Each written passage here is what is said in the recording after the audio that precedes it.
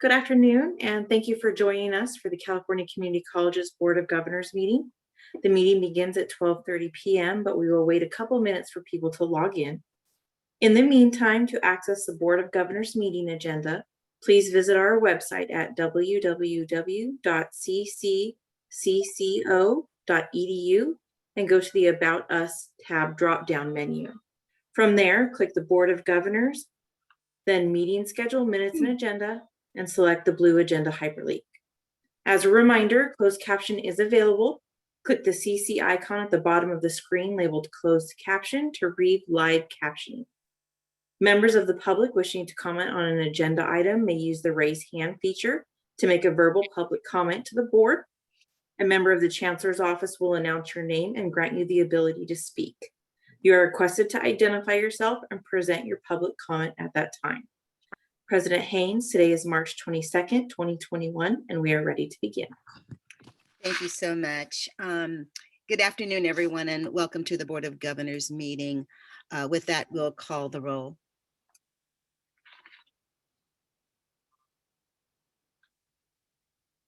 We will now begin roll call. Hildegard B. Aguinaldo. Darius W. Anderson.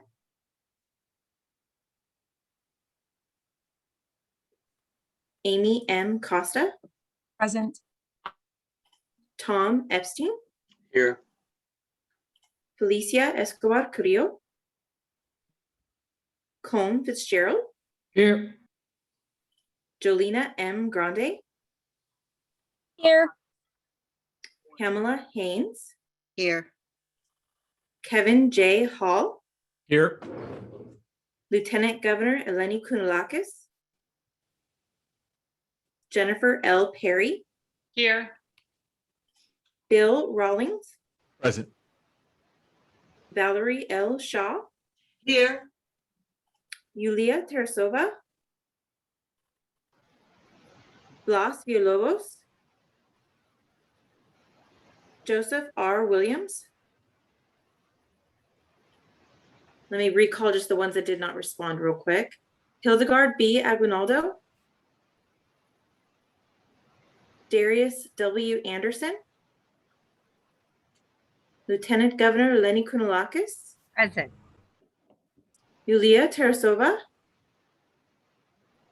Blas Villalobos. Joseph R. Williams. President Haynes, we do have quorum. Thank you. So with that, I would like to have Member Rawlings lead us in the Pledge of Allegiance, please. Sure. Thank you for that. Please place your right hand over your heart. Ready, begin.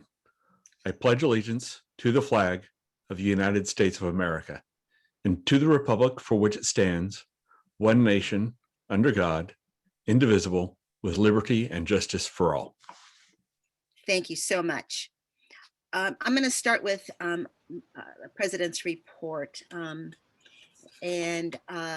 First off, congratulations go to Member Williams, who was appointed or was confirmed by the Senate in his appointment quite recently, as well as our current member, Blas Villalobos, who was reaffirmed by the Senate recently as well.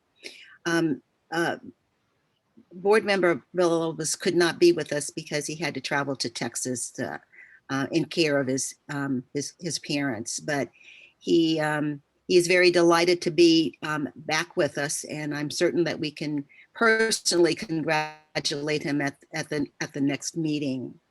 I would also like to recognize one of our own, and by that our Chancellor's office staff, Daisy Gonzalez, who was recognized by, yes, we should all be cheering, recognized as Woman of the Year by our Lieutenant Governor. And so I just want to say a few words.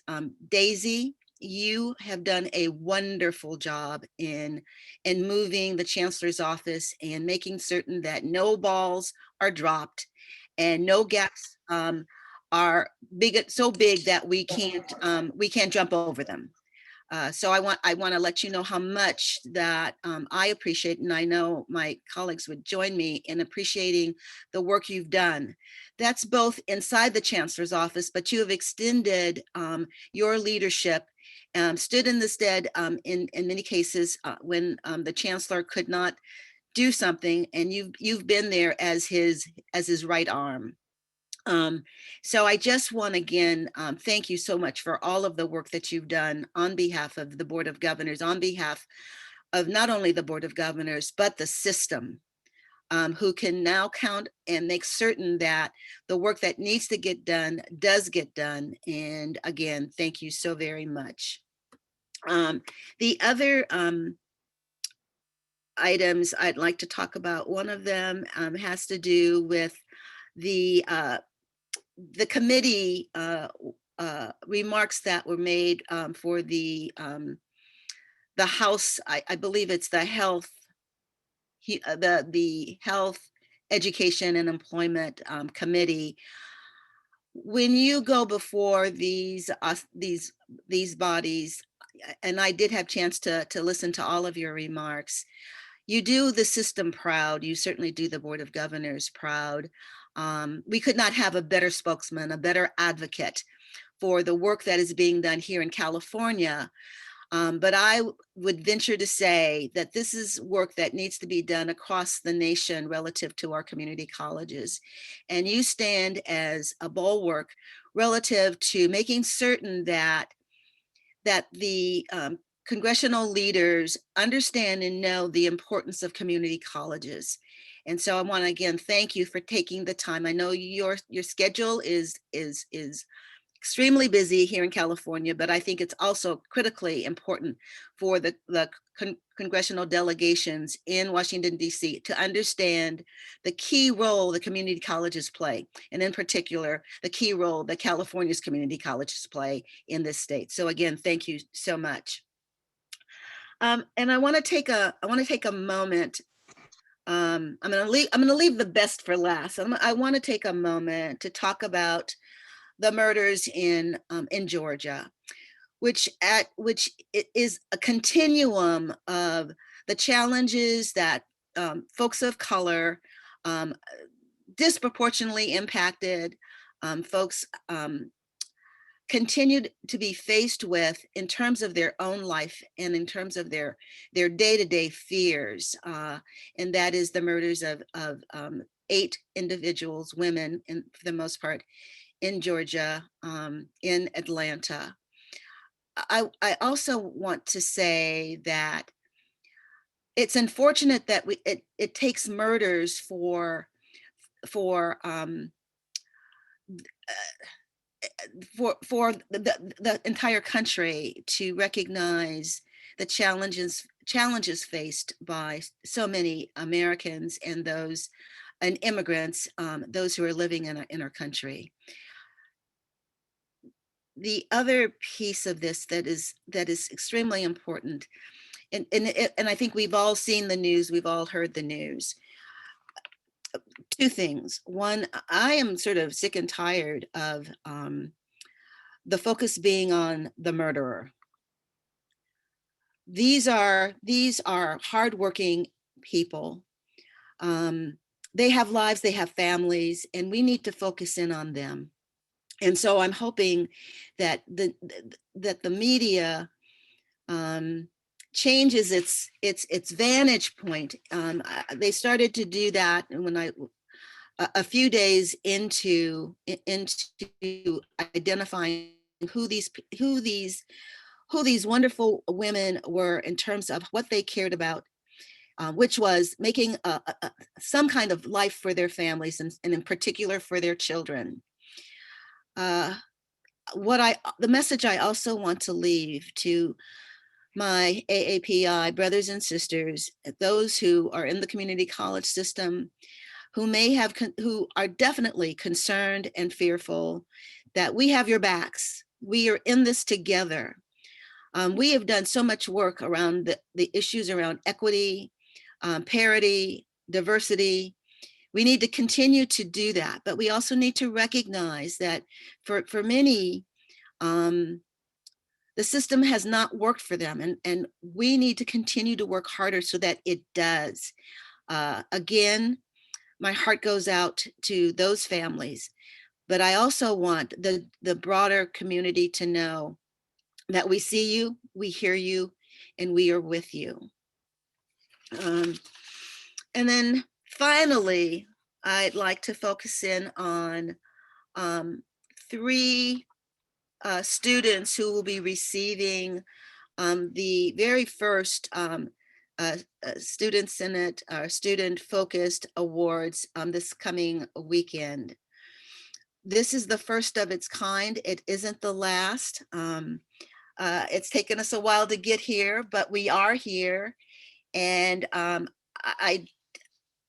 I do want to recognize those particular individuals who will be recognized, at least to say their names and to say just a couple of things.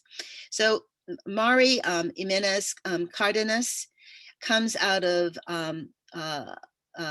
Lake Tahoe Community College. The other individual is Ezekiel, oh, sorry. Where's my piece of paper? I want to get his name correct. Why didn't I am missing it. Ezekiel Contreras. Thank you, Chancellor. And Ezekiel comes from Santa Barbara City College. And then we have Mr. Richardson, who comes out of, why is my brain? Out of Moore Park. These 3 young people are, they don't stand by themselves. They stand ahead relative to our recognition of them. They have done tremendous work, and they come from at times challenging circumstances, but they have given of themselves. They have excelled in the work they do, and their applications and those who recommended them, they were glowing. But what I also want to say that they are only representatives of the quality of community college students that we have on our campuses. And sometimes I don't think we recognize that. So they are representative, and I congratulate them. I lift them up as examples of the work that our faculty, our staff, our counselors, all of the folks on our campuses do in order to make certain that our students are successful and that they meet their own personal goals.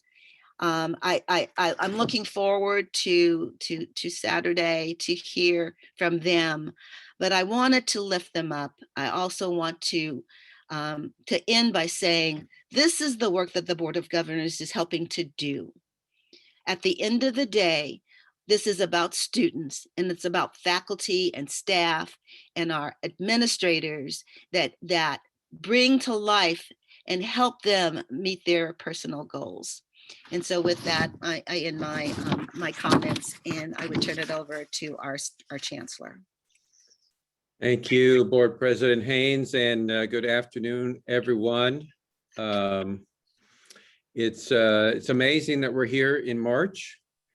1 year ago, we transitioned to a remote environment. We hunkered down in the face of a pandemic, and 1 year later, it appears that there's a light at the end of this tunnel. So I'm happy to say that with support of the governor and of course President Biden, the vaccines are rolling out to our faculty, to our staff.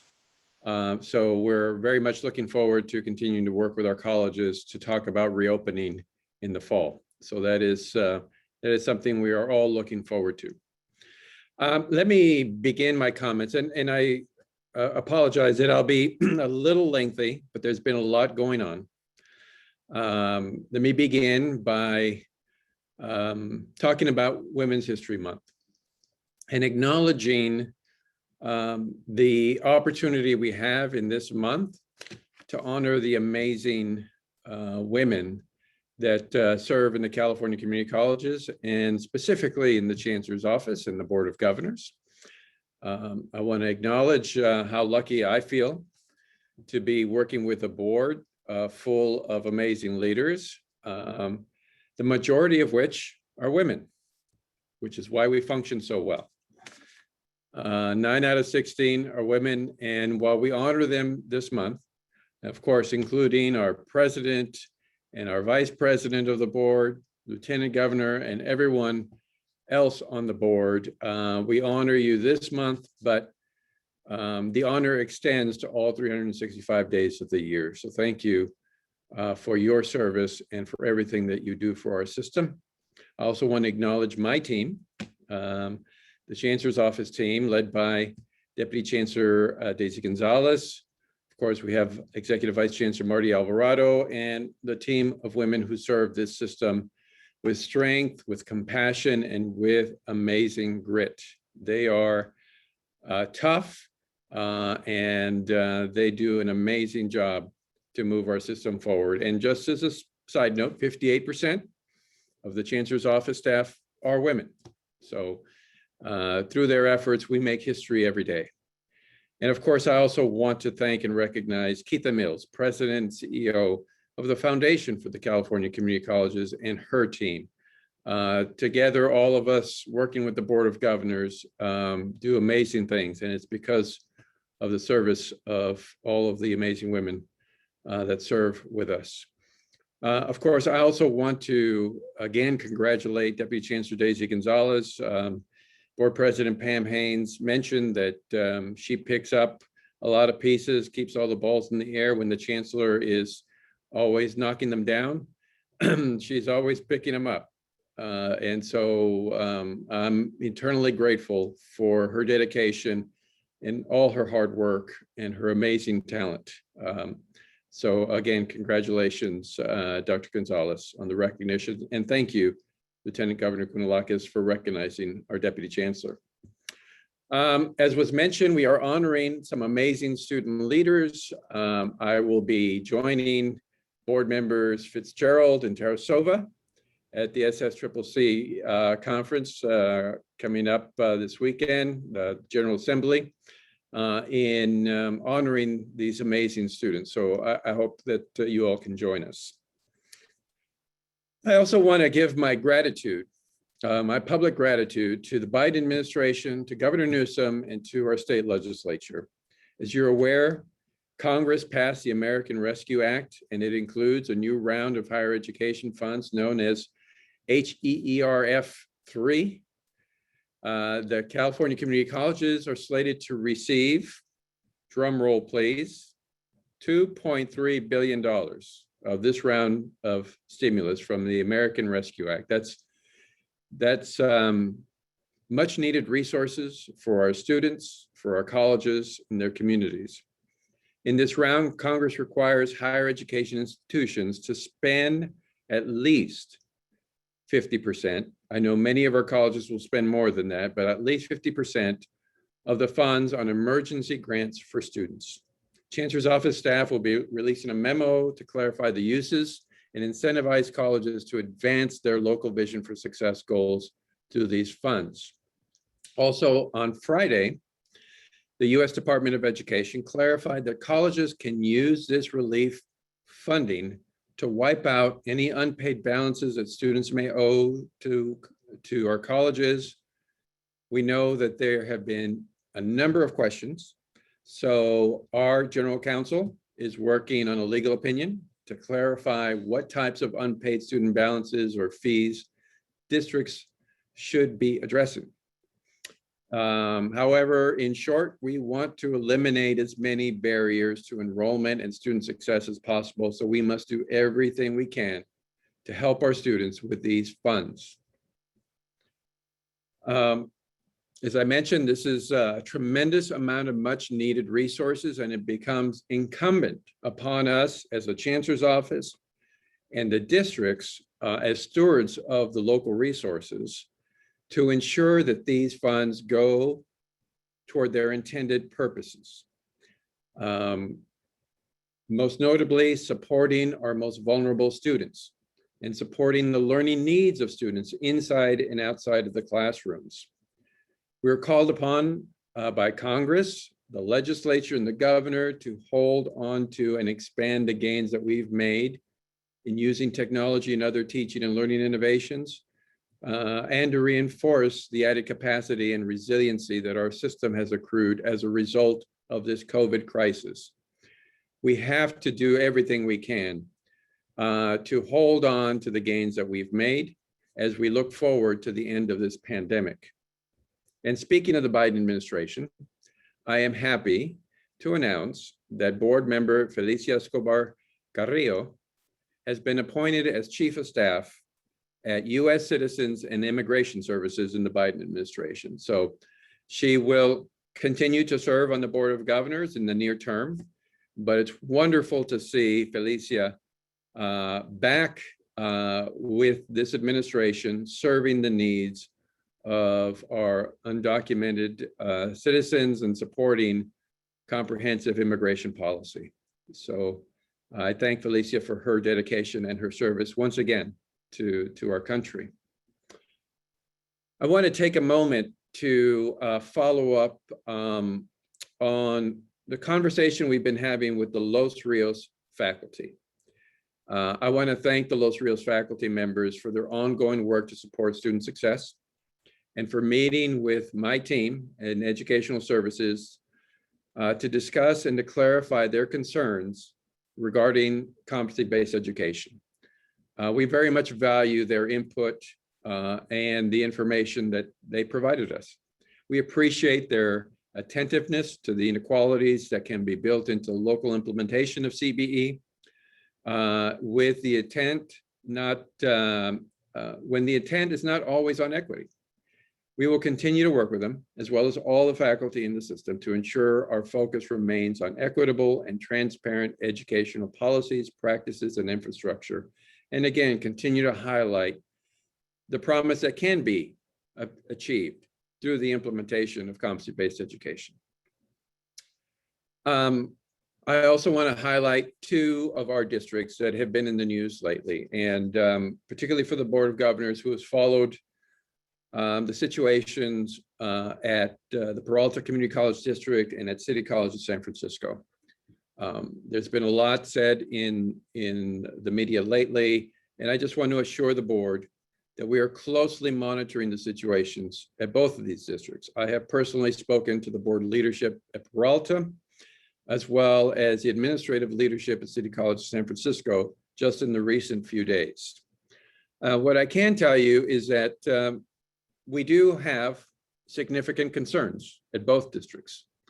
City College of San Francisco continues to have some very difficult fiscal challenges. In the most recent 3/11 quarterly financial status update, City College of San Francisco projected an ending balance in unrestricted reserves of 1.9%. That is an alarming number. It is a very low number, and it causes us to take notice. They have a budget plan that they're working on, that the board is working on. We have encouraged the board that it is critically important to the ongoing viability of that district, that they follow through with the budget plan that gets to the same goals as what's been presented to them. We're not going to dictate how that budget plan should be rolled out or what are the elements, but we do want to make sure they understand the critical nature of where they're at this particular moment in time. Their structural deficit, including unfunded retirement liabilities, are significant. The recent audit report has highlighted some very troubling issues, particularly concerns with regard to them being a going concern and their poor financial condition, their deficit balance of a significant amount in the self-insurance fund, district low banking balance, and other cash management concerns. So we will continue to support them, work with them, and do everything we can to help them work through this very difficult situation. Likewise with Peralta, they continue to experience challenges. They recently lost their interim chancellor. As many of you know, this is somewhere around the fifth chancellor that they've gone through just since we've been dealing with their fiscal issues. I've impressed upon them, along with Vice Chancellor Lisette Navarrete, the critical nature of the situation that they face and the importance of the board coming together and work through the budget plan that they have agreed to implement. So we will continue to monitor the situation there. Likewise, we are also in contact with ACCJC, the Accrediting Commission, so that we're both working together to support the district work through their fiscal issues as well as their accreditation issues. As I mentioned, we have a number of contingency plans. Should things continue to go in the wrong direction, we will work with the board president and the vice president. Should there be a need for a special meeting of the Board of Governors, we will work with the board president and the vice president along the way. But we will continue to monitor the situation and work as well with the elected members of those districts, as well as the governor's office along the way. That concludes my formal remarks. I just want to say thank you to the faculty and staff of the system.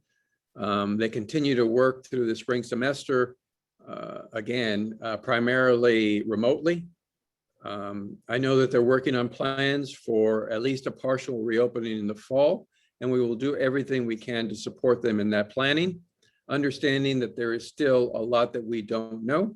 We're very hopeful, and we hope for the best come fall, but I just want everyone to understand that we still have a long ways to go in terms of the pandemic, in terms of receiving the vaccination and making sure that our campuses are safe to reopen, that our faculty and staff have the support that they need to provide the education that our students deserve. So I will end there and thank you, Madam President. Oh, I'm sorry. One last thing. I do want to echo the comments from Board President Pam Haynes regarding the recent surge in hate crimes targeting Asian Americans. Our system, I've been very proud of the way that they've been reacting. Our Asian American and Pacific Islanders account for a significant percentage of the population here in California and across the nation, and our system is responding. I want to thank our system leaders, particularly the Chancellor's Office team, organizations like APAHI, Colegas, and A2MEND. They're putting together a webinar on Saturday, March 27th from 1 to 3 p.m. And I hope everyone in our system tunes in. It'll be a very important conversation, and I want to thank them for their leadership. And I will end there, Madam President. Thank you, Chancellor. We're going to go to our agenda items. I will note for the record that there is no closed session. And so we will then move to item 3, which is our consent calendar. I see a hand from Member Hall. Yeah, thanks, President Haynes. I just had a question for Chancellor Oakley, and maybe it's not the best time to talk about it, but I mean, I'm an alum of City College of San Francisco. I want it to succeed, but these chronic ongoing problems just seem remarkable that City College and Peralta are dealing with. And it's got to end at some point. I'm not saying not to close the school, but they've got to get their stuff together somehow. So what, if anything, can we as a board do? And I'm sure you are laser focused on it and doing whatever you can do, but I am wondering if we do need a special meeting to address this problem. I mean, the fact that you have to spend time on it doesn't seem like the best use of your resources. And we're talking about Peralta and San Francisco all the time. I mean, it's just, to me, it's remarkable. Well, I certainly don't disagree with your description of the situation, Board Member Hall. We will be talking more in depth in the fiscal health and resiliency agenda item later in the meeting. There are some what we think are very clear thresholds that we've set for involvement beyond what we're doing now in either of those districts or any district in our system. They involve concerns about accreditation, or if they get to a point of fiscal insolvency. My report is intended to let you know that we're not there yet, but we are getting awful close.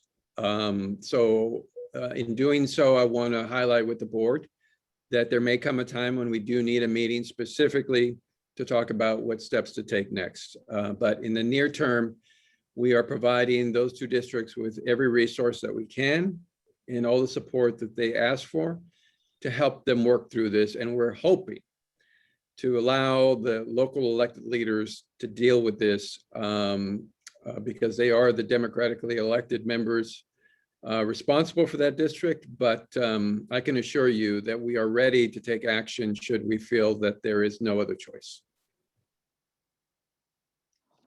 Thank you, Chancellor. Back to the agenda items. We're on the consent calendar. Is there any questions relative to the consent calendar from board members? Don't see any hands. Are there public comments?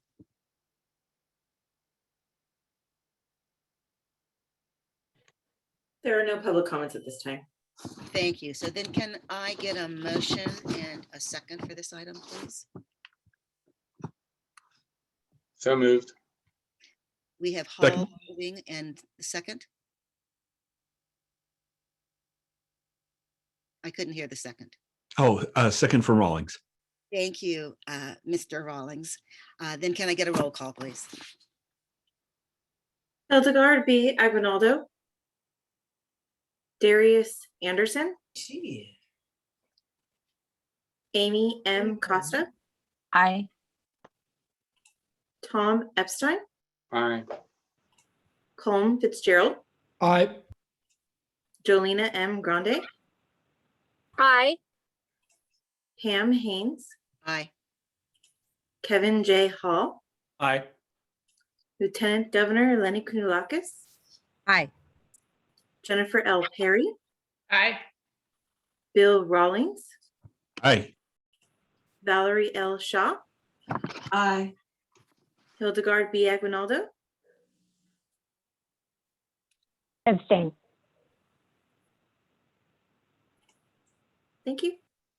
This is Motion is Darius. passed. I'm an aye. Thank you. Thank Motion is passed. Thank you. Our next item are action items.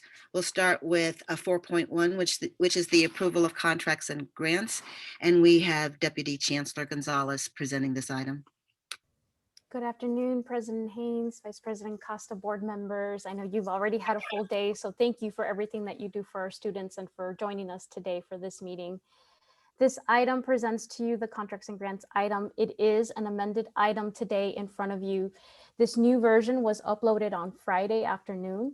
And the difference between the original that was uploaded prior to Friday and then the item in front of you today for approval and review is really the removal of the California Adult Education Program Agreement.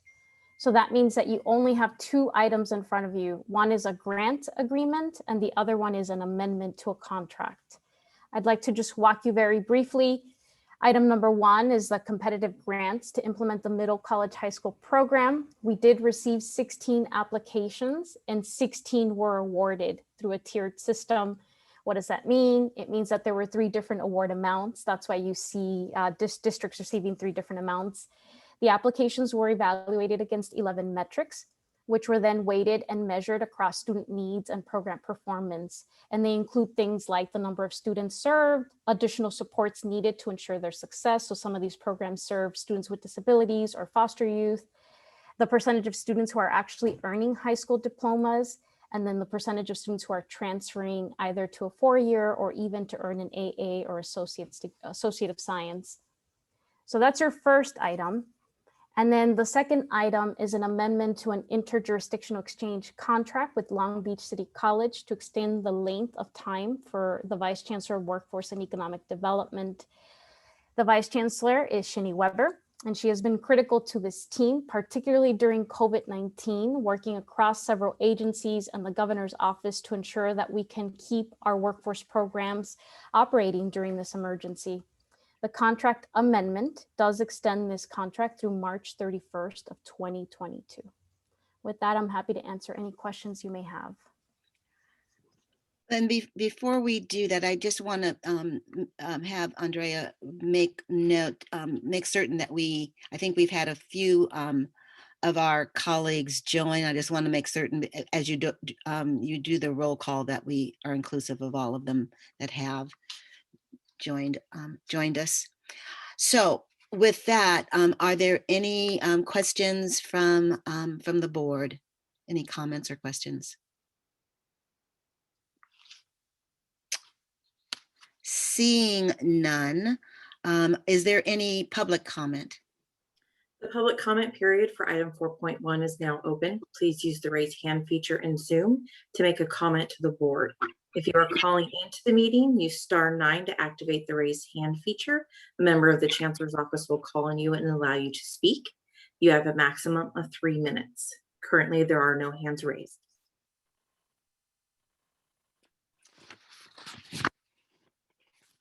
I believe we can conclude there's no public comment. Perfect. Thank you so much. Then I would accept a motion to approve. Costa moves. In a second. Anderson. Anderson seconds. So would you please call the roll? Hildegard B. Aguinaldo, Aye. Darius Anderson, Yes. Amy M. Costa, Aye. Tom Epstein, Aye. Colm Fitzgerald, Aye. Jolena M. Grande, Aye. Pam Haynes, Aye. Kevin J. Hall, Aye. Lieutenant Governor Eleni Kounalakis, Aye. Jennifer L. Perry, Aye. Bill Rawlings, Yes. Valerie L. Shaw. Yes. This motion has passed. Thank you so much.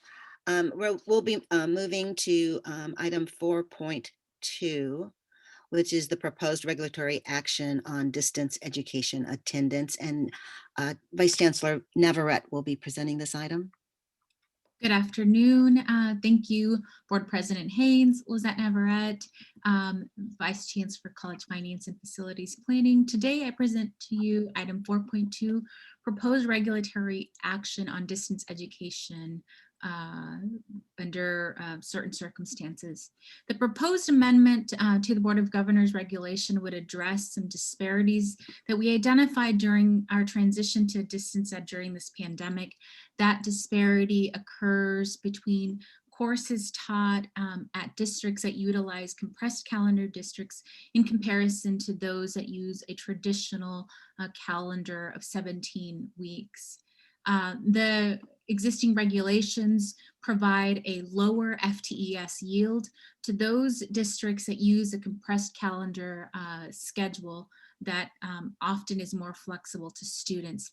Therefore, the proposal that we are bringing to you is now a second reading and an item considered for action. This would eliminate those funding differences between those two types of formats of learning. It also addresses that discrepancy within independent study courses and any labs associated with these classes. So in your item, you see the attached proposed regulation changes. Happy to answer any questions and hope that you'll consider these. Thank you. Thank you. Any questions from our board members?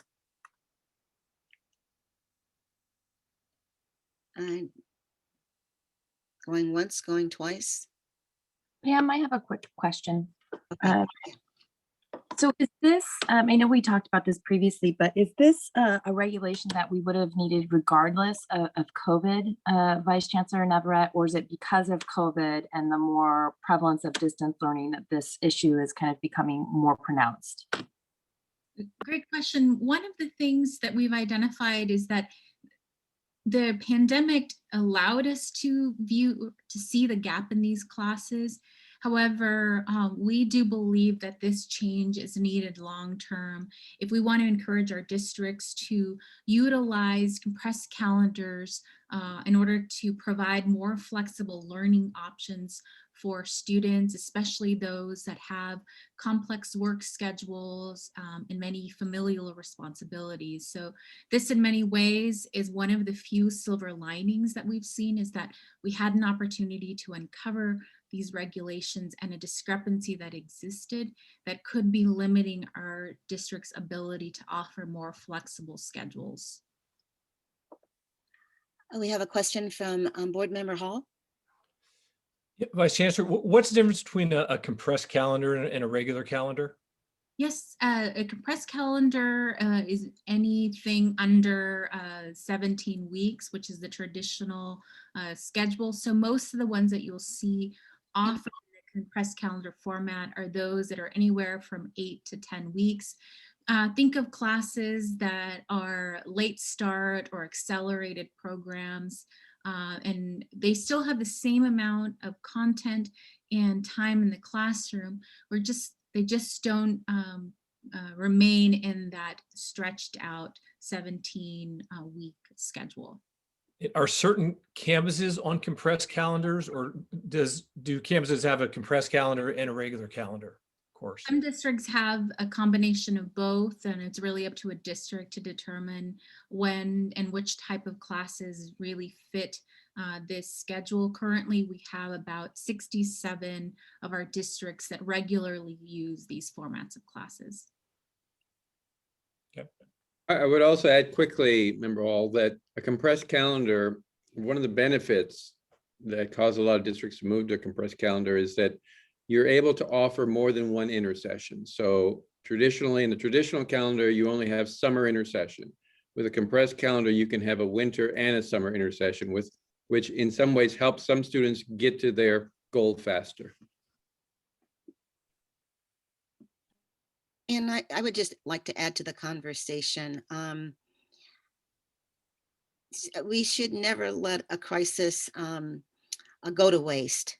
And I have found in my sort of professional experience that we find a lot of things that we hadn't thought a whole lot about, or felt that they were unimportant, and find that the crisis has sort of opened our eyes to some areas that we just didn't pay a lot of attention to. And there have been discussions around compressed calendars, at least on the Los Rios in the Los Rios district for several years. I would say for the last 10, 15 years. And there has been movement, but sometimes that movement has been very slow. We've come to recognize that there is more retention, for example, in calendars that recognize that students are better able to do an 8-week and another 8-week course contiguously if allowed to do so. But if they have life challenges, at least they have completed the first 8 weeks. And then if something comes up, it's not like they had to drop out. So I really, again, need to meet students where they are and what their realities are. And some of these changes, I think we're finding are in their best interest, and we're moving to adapt and make those changes on our campuses. So with that, and I don't see any other hands raised, is there any public comment? The public comment period for item 4.2 is now open. Please use the raise hand feature in Zoom to make a comment to the board. If you are calling into the meeting, use *9 to activate the raise hand feature. A member of the Chancellor's office will call on you and allow you to speak. You have a maximum of 3 minutes. Madam At this President, time, there I are do no not, hands. yeah, I don't see any hands raised. I think we can conclude that there are no public comments. Thank you. So can I get a motion to approve? So moved. Moved by Fitzgerald. Can I get a second? Second. And that's second by Anderson? Who Yes. seconded?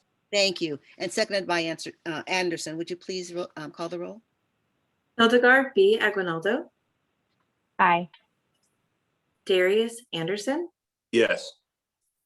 Amy M. Costa. Aye. Tom Epstein, Aye. Colin Fitzgerald, Aye. Jolena M. Grande, Aye. Pam Haynes, Aye. Kevin J. Hall, Aye. Lieutenant Governor Eleni Kounalakis, Aye. Jennifer L. Perry, Aye. Bill Rawlings, Aye. Valerie L. Shaw. Aye. This motion has passed. Thank you. Our next item is item 4.4. Oh, correction, I'm sorry. It is 4.3, a review of the executive order issued under the Chancellor's emergency authorization. And we have General Counsel LaForestier, who will be presenting on this item.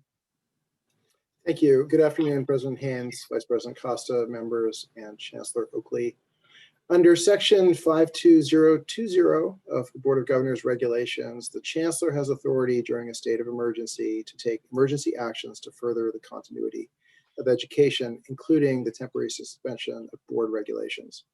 On February 2nd, the Chancellor issued Executive Order 2021-01, which extended through the end of the 2021 calendar year executive actions relating to grading policy that had already been taken earlier in the pandemic.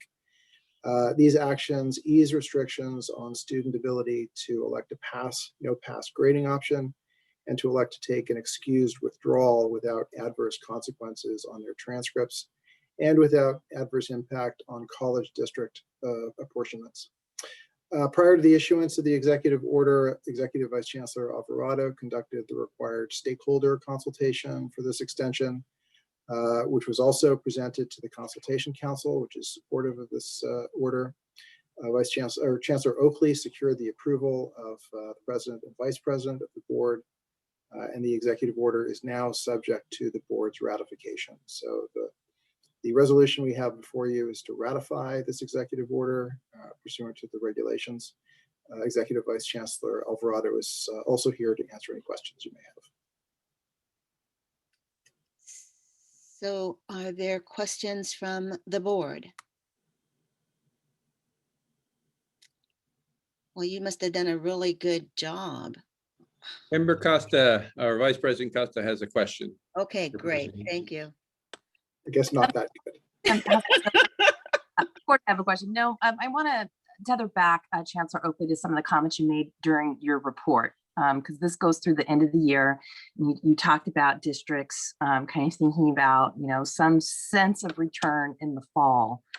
This would go through the end of the calendar year. Can you just talk a little bit about, and I know there's a lot of different districts, and I'm sure there are many different thoughts on this, and it's difficult. I understand it's difficult that there is a public health issue and that faculty and staff and students themselves may have concerns about returning, but I also know that it's clear students benefit from being in person, especially for student support. So can you just give us a bit of an update on kind of what's happening? Well, thank you, Vice President Costa. What's happening now is that there's a lot of planning going on, but planning within an environment of uncertainty.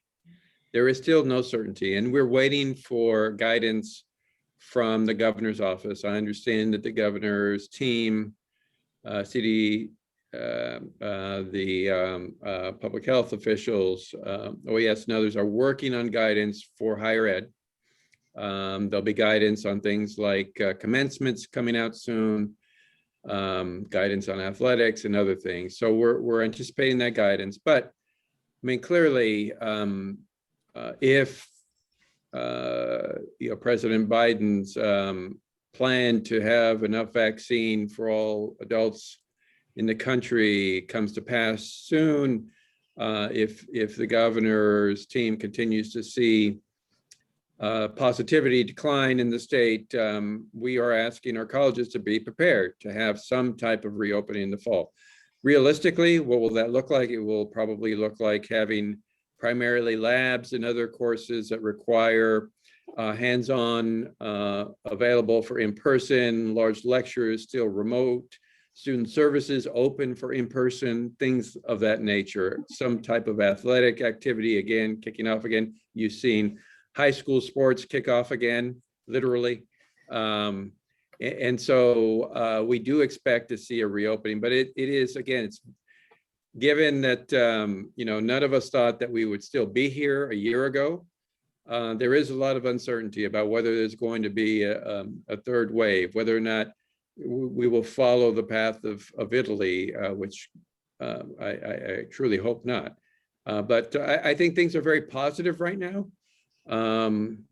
But there will still be social distancing. There will still be some forms of mask wearing, and it'll be limited capacity. I see a hand from Member Hall. Chancellor Oakley, how much lead time would you need, would the community colleges need to open full time?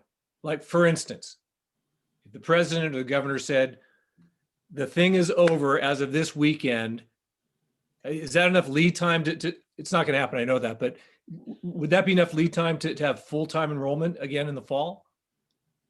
I think if things came to pass and we had the go-ahead to be fully open by the summer, by early summer, that should give us enough time. Of course, I mean, the biggest issue here is whether or not our faculty and staff get the vaccine. That is the most major hurdle that we need to overcome, and then look at how quickly the vaccine can get to 18 plus year olds, so that we can have as many Californians vaccinated as possible by the time we return. So I think if the governor felt comfortable by early summer with a full reopening, yes. However, let me preface that by saying I don't think that's going to happen. I just don't see how that can happen, but we are prepared. We will plan for the best, but be prepared for to continue to be remote.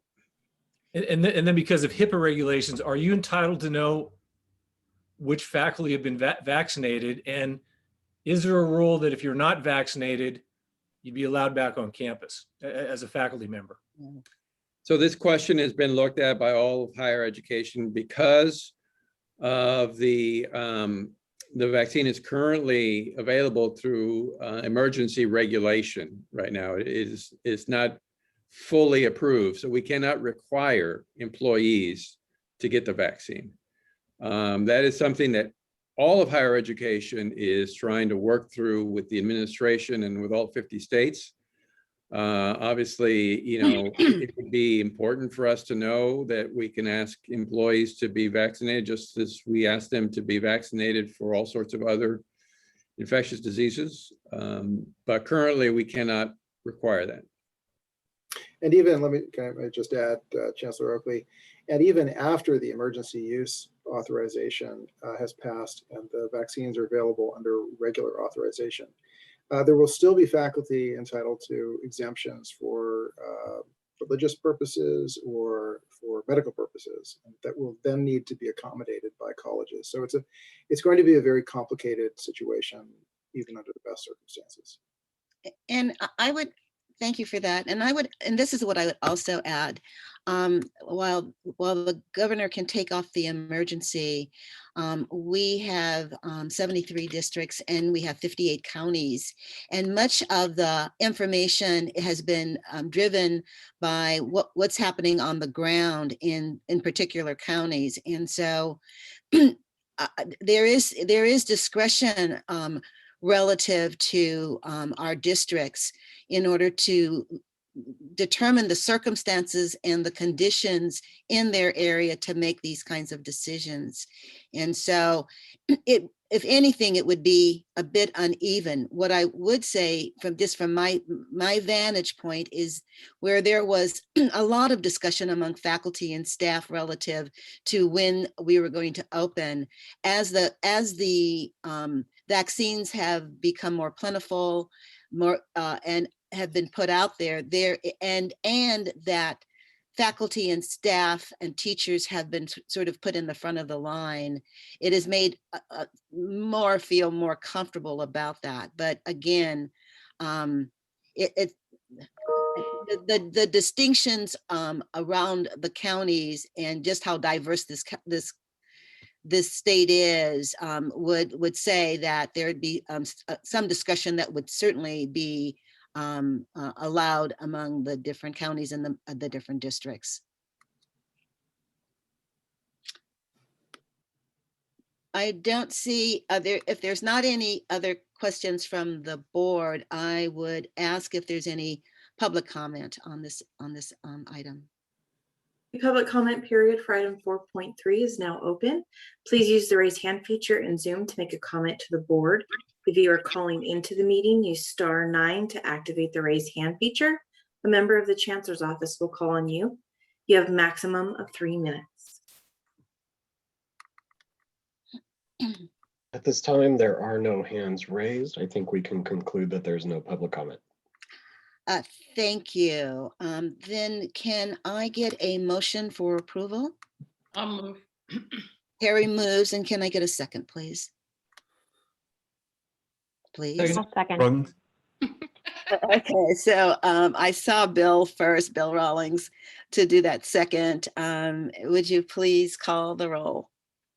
Hildegard B. Aguinaldo. Aye. Darius Anderson. Yes. Amy M. Costa. Aye. Tom Epstein. Aye. Colm Fitzgerald. Aye. Jolena M. Grande. Aye. Pam Haynes. Aye. Kevin J. Hall. Aye. Lieutenant Governor Eleni Kounalakis. Aye. Jennifer L. Perry. Aye. Bill Rawlings. Aye. Valerie L. Shaw. Aye. This motion has passed. Thanks, everyone. Thank you so much. So our next item is 4.4, which is a request to change disciplines list. And Vice Chancellor Lowe will be the presenter. And I see as a co-presenter will be Dolores Davidson of the Academic Senate, State Academic Senate. Thank you very much, President Haynes. Good afternoon, Board of Governors. My name is Aisha Lowe, Vice Chancellor of Educational Services and Support. I am joined by Dolores Davison, President of the Statewide Academic Senate for California Community Colleges. What is coming before you today is an update to the disciplines list. Periodically, the Board of Governors updates the minimum qualifications for faculty in various disciplines. This particular item is bringing before you wanting to add to the disciplines, the disciplines list, registered behavior technician. So updates, revisions, and changes to the disciplines list are presented by faculty. This process is facilitated by our Academic Senate, where they provide hearings and opportunities for voting among the faculty for making these revisions. So coming before you today is an addition for the registered behavior technician. This process typically takes place at the fall plenary, with further voting and approval of the spring plenary. This is coming to you a little later than normal due to COVID-19, which caused some delays, but is a process that as the Board of Governors, you will regularly engage in. I will now invite my co-presenter, Dolores Davison, to add any comments that she may want to add around this particular addition. Thank you, Vice Chancellor Lowe. Good afternoon, Board President Haynes, Vice President Costa, Chancellor Oakley, and members of the Board of Governors. I'm Dolores Davison. I'm President of the Academic Senate for California Community Colleges. Dr. Lowe has covered most of the specifics around this due to the delay or the cancellation of the spring 2020 plenary. We were unable to do the regular disciplines list hearing, and so it was delayed by a semester, and we had the second hearing in fall 2020. Just a note that the plenary sessions, the hearings are open to anyone. They do not need to be registered attendees. And so even with the online hearings, we ensured that if anyone wanted to provide testimony, they were allowed to do so without having to pay for registration for the event. So we are hopeful that you will approve this today, pass it on today, and then do a second read in May. And then it will become effective, I believe, immediately once the Board of Governors does pass it. With that, we will take any questions. Board members, any questions?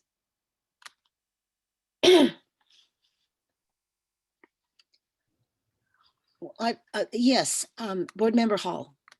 Yeah, I have a lot of questions today. What is a behavior technician? Go ahead, Dolores. I will give you the best shot I have to answer that because it is not my personal field. But this is a specific position working with specific behavioral concerns or issues. Many of the RBTs are working in the field of individuals that are on the autism spectrum, or what used to be called the autism spectrum. And so this is a more specialized field than previously existed, which is why it's being pulled out as a separate discipline as opposed to just part of the health technician field or one of those. And what we're saying is that if you want to be a registered behavior technician, you must meet certain minimum qualifications. What we're saying is that if you are going to teach those courses, this is for hiring of faculty. And so in order to teach courses within the registered behavioral technician discipline, you need to meet the minimum qualifications that are spelled out by this item. Okay. Other questions of board members? Well, I do have a general question, and that and actually a better example was the proposal having to do with the registered behavior technician disciplined, and I think that's the one where no, it was the proposed division, which is film studies, and it looks like the actual field has expanded and increased in terms of the technology and then what they call themselves. And so when I did the reading, it appears that the third party, i.e. and faculty who are teaching on other in the universities and in the CSUs and other places, even in the private colleges, based on the discipline list, would not have qualified to teach on our community colleges. I think that part of that was the impetus for looking at this. And my question really goes to, are we set up in a way that we are looking at the field and saying, oh, this has changed here, here, and here, and we're not calling ourselves either by department or by disciplines. We have not incorporated that new reality on the field. Are we looking at that sort of proactively, or do we have to wait until somebody says, hey, look at me out here. Either I want to get into teaching and I've got all of this education and I should be qualified. How are we addressing that piece of it?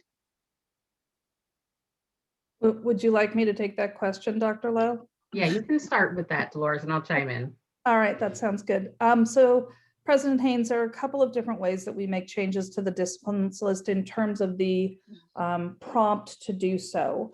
Oftentimes they are brought by faculty in a particular discipline that say, this is no longer the terminology that's used, or this degree is no longer offered. And so saying that this individual has to have a master's degree in this is no longer appropriate because the titling or the discipline itself has changed. There are also cases where something has become more specialized. And so, and I think one of the easiest examples of this is with art and art history. Many, many years ago, art historians came forward and said, this is a new discipline. It's different. We shouldn't allow just anyone who has an art degree to teach this. It's much more specific. There was the creation of a national art history organization filled with art history academics. And after a number of hearings and several changes, that discipline was eventually created as a separate entity, so that to hire someone to teach art history required that they had some kind of discipline-specific degree in that discipline. Keeping in mind, of course, that all of our disciplines list entries include equivalency. And so if a district determines that a faculty member has done or a potential faculty member has done enough work in a subject, even if potentially they don't have a degree in that topic, they may still meet the minimum qualifications through the equivalency process. Does that help? Yes, and thank you for that. Did you have anything else to add, Dr. Lowe? Yes, President Haynes. So I will add to that, as Dolores is stating, right, this can happen through a number of ways. Another example is the work we're going through now around ethnic studies reform, right? Changes of that sort will naturally trigger us looking more deeply at minimum qualifications. But to what I perceive as your question, President Haynes, do we have some sort of, annual or every few year process where we sit down and look through all of these and examine them for updates holistically across the entire list? That's not currently the process that we engage in. It's happening a bit more organically as things change across the field. Well, I love this term organically. However, the challenges that we face as educational institutions is the adaptability and to move with where we're going. And I say this with deep love and affection and support and advocacy on behalf of educational institutions. But technology has increased, and our ability and our willingness to sort of at least be proactive in this, and have systems in place in which we reduce that lag time would be helpful. And I say that in benefit to students who are going through our system. One, we pride ourselves in educating students in so many different areas, but understanding where the field is going, and this is not just an academic piece of it. This is a jobs piece of it. So the issues around faculty and the issues around students are connected to the issues around jobs. And those have to be sort of aligned in a particular way that at the end of the day, one, we are educating our students in those jobs, in the fields that are necessary, and that we are on top of it and just in a very much more, I think, proactive way. And I'll leave it at that. But that became it was a very interesting read relative to that particular one, and that is an area of employment that California depends upon critically, and those are what we want our students and adult learners to have, which are high-paying, good jobs with career ladders. So I say it from that vantage point as well. But thank you so much for the presentation and bringing this forward to us. With that, if there's no more comment or questions by the board, I can open it up for public comment. The public comment period for item 4.4 is now open. Please use the raise hand feature in Zoom to make a comment to the board. If you are calling into the meeting, use *9 to activate the raise hand feature. A member of the Chancellor's office will call on you. You have a maximum of 3 minutes.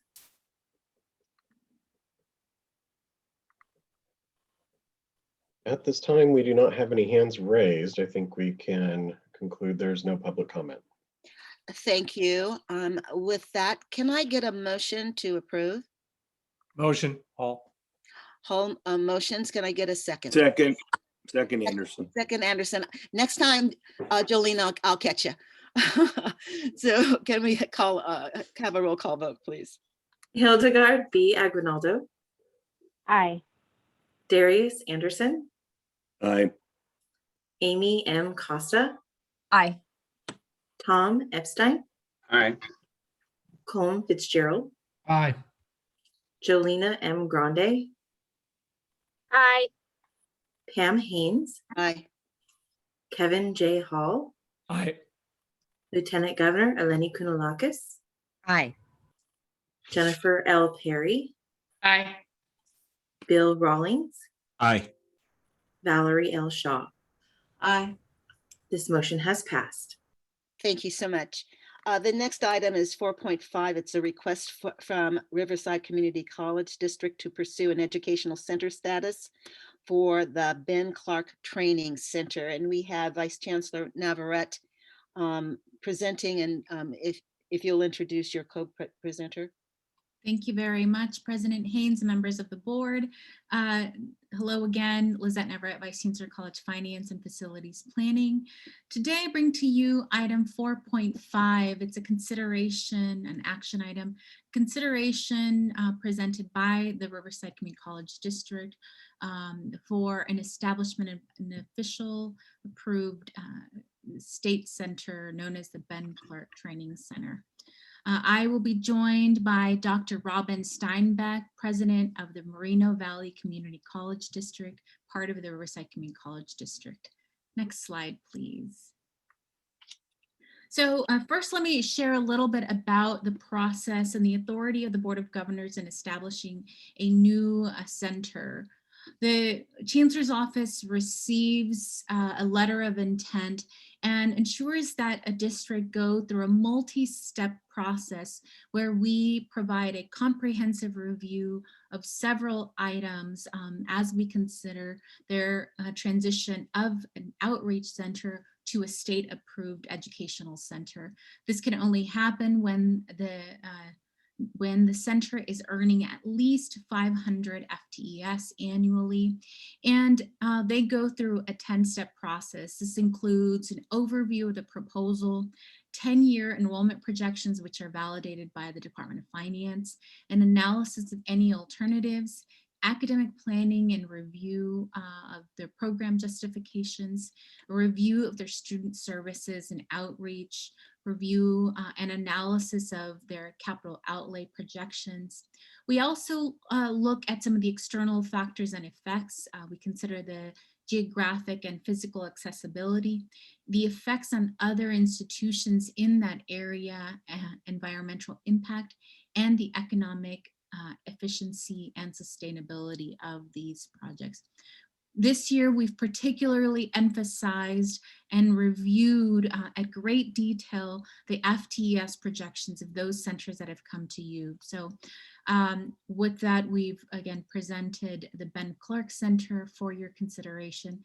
I'll turn it over to my colleague, President Steinbeck, President of the Moreno Valley College District, to share more about the center that is proposed. Next slide, please. Thank you, Vice Chancellor Navarrete. Good afternoon, Board President Pamela Haynes and esteemed members of the Board of Governors and Chancellor Oakley. On behalf of Riverside Community College District and Moreno Valley College, I thank you for this opportunity to present this request to pursue educational center status for the Moreno Valley College Ben Clark Training Center. Moreno Valley College, located in Moreno Valley, California, Riverside County, formerly in the Inland Empire, is one of 3 colleges in the Riverside Community College District. We are an Hispanic serving institution, and our student body is representative of the communities we serve. At MVC, students have access to associate degrees for transfer to a 4-year university, as well as a number of career technical programs offering associate degrees and certificates. Riverside Community College District has a long history of training public safety professionals, which spans nearly 7 decades, and has led to training thousands of students who enter into a career of public service for our communities. Moreno Valley College's Ben Clark Public Safety Training Center was established in 1997 and is one of the largest public safety training centers in Southern California. The uniqueness of the Ben Clark Training Center is a collaboration of multiple disciplines, co-located and training shoulder to shoulder in preparation for careers in fire, emergency medical services, and law enforcement. We do this in partnership with CAL FIRE, the County of Riverside Fire Department, and Riverside County Sheriff Department. Ben Clark Training Center offers subject area and general education leading to certificates and degrees, as well as basic and advanced training to public safety personnel. Each year, MVC prepares hundreds of students to work as law enforcement officers, firefighters, paramedics, emergency medical technicians, correctional officers, dispatchers, probation officers, and juvenile correctional counselors. As you can see in the slide, we have graduated since the beginning 253 EMT academies, more than the 211 basic peace officer academies, 21 paramedic academies, 43 fire academies, and 92 basic correctional academies. For nearly a decade, it has been the intent of Riverside Community College District and Moreno Valley College to apply to the California Post-Secondary Education Commission and California Community College System Board of Governors for the establishment of an education center at BCTC due to the anticipated benefits, which include increased apportionment funding, eligibility for additional state capital outlay resources, and reducing the need for leased operation space. Public safety education and training inspires, challenges, and empowers our diverse multicultural community of learners to realize their goal of a career in public safety by providing comprehensive support services and an educational pathway for sworn and correctional officers, dispatchers, EMTs, paramedics, and firefighters, leading to certificates and associate degrees. We approach this work through the principles of inclusion and success for our students. We recognize the importance of role models for our students, and to this end, we are thoughtful about hiring and assignment of faculty to reflect the student body and the communities we serve. The curricula for the public safety first responder programs at BCTC address our call to action, equity, and anti-racism work. Curricula include implicit bias training, cultural diversity training, professional ethics with a focus on anti-bias and anti-racist topics to show how unethical behavior adversely affects relationships with the communities we serve. And we've increased the time for developing enhanced communication skills and de-escalation training. Next slide, please.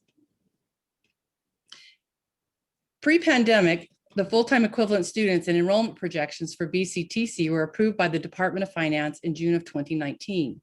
These projections utilized historical average FTES to headcount and participation rates at BCTC with service area population data to forecast the FTES and enrollment. Since the development of the above projections, or the projections on the slide, the world has been forever changed with the impact of the COVID-19 pandemic.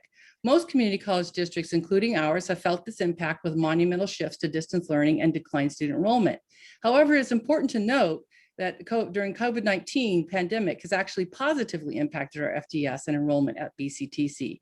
During the 2019-20 academic year, BCTC full-time equivalent students increased by 25% over the previous year to 1,103 FTES, and headcount enrollment increased by 1,062 students, or 46%.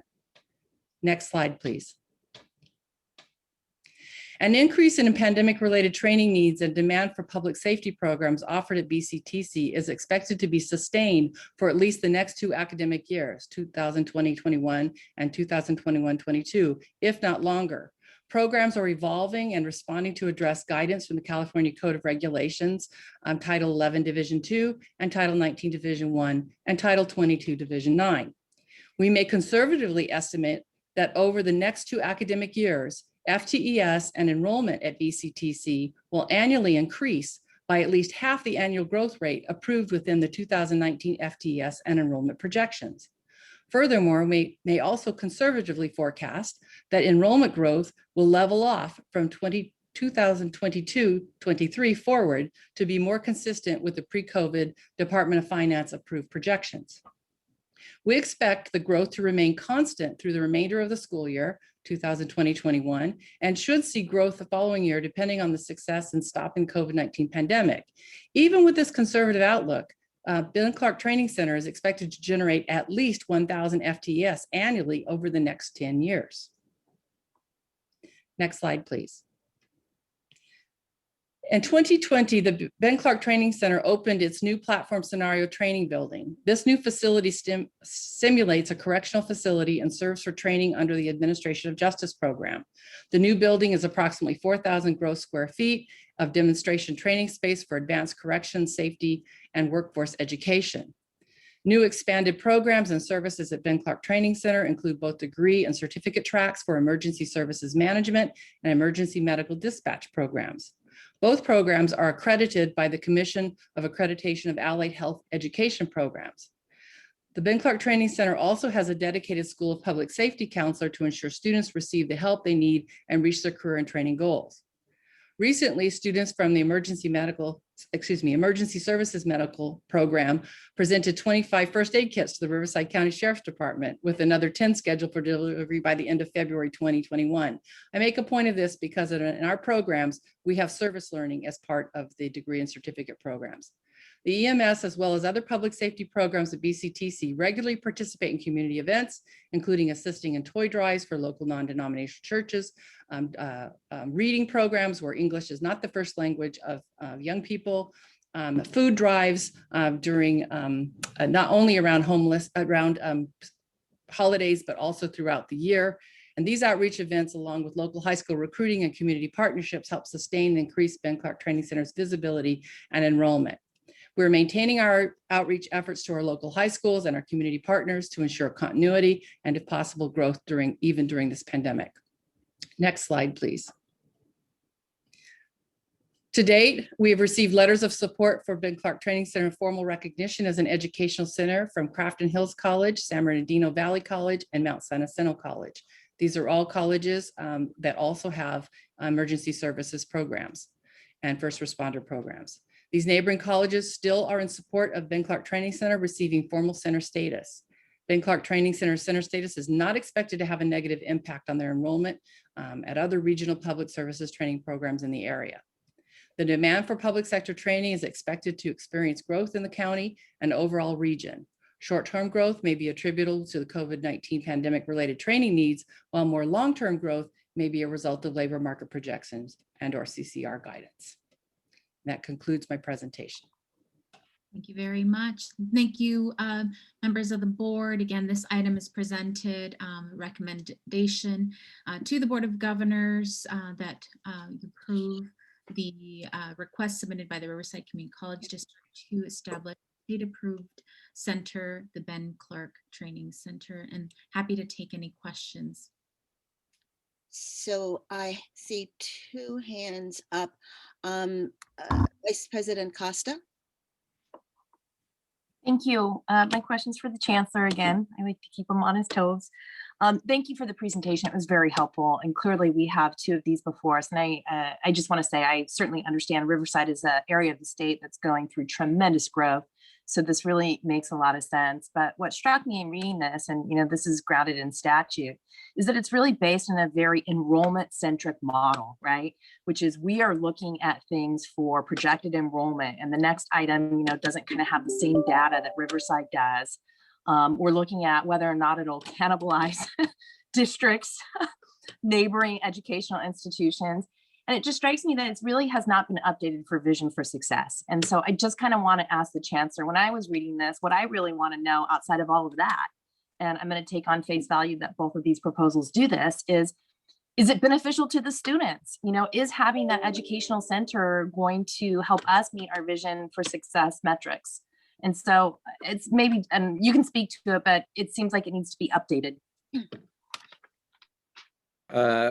Vice President Costa, I can't help but agree with you. I think that the question you just asked, is it the right thing for students, is exactly the right question. That is the question that we're asking, that I know Vice Chancellor Navarrete and her team are asking. We're trying to align the expectation that's already in place in terms of what information is required. We're trying to now fit it into the Vision for Success and ensure that we do our part to align it. And to the credit of Vice Chancellor Navarrete and her team, they've taken quite a bit of time working with Riverside, as well as with the next district that we'll be discussing, LACCD, to ask those questions, even though some of them are not required for your consideration. So that is something that we are going to take back. I know the Vice Chancellor heard you say that. So I will meet with her and see what she needs and her team needs to think about how we better align the regulation. We may need to come back to the Board of Governors at some point. But yes, no, we definitely hear that question. It should not be driven by enrollment, and these questions about cannibalizing enrollment, that's more about institutions. That's not about the students. I'm not even sure why we ask that question anymore. Because the reality is, we need to be there for the students. Clearly, as was mentioned, this center is talking about students. The center is talking about the need, the demand, but also having to answer some of those questions that are not necessarily aligned with the vision for success. So we will take your request back, and I will see what the team needs in order to get us there. Thank you, Chancellor. I see Member Hall has a question. 2 questions. Who is Ben Clark, and what's the cost of setting up the facility? Ben Clark was a sheriff who served in Riverside County for a long time. He was deeply respected, and the center was named after him. It's located on former March Air Base and a Joint Powers Authority, where we have a fire program, a law enforcement program, a paramedic and EMT program. And your second question was, how much does it cost to set up this? Yes. Well, we have a multi-year investment in it since 1997. I see. Currently, we pay lease to Riverside County to occupy a facility. In my presentation, I spoke about one building we brought online, but we're also breaking ground for an even larger one, a 17,000 square foot building will happen this summer for Education Center. So it's quite expensive to run these kinds of programs.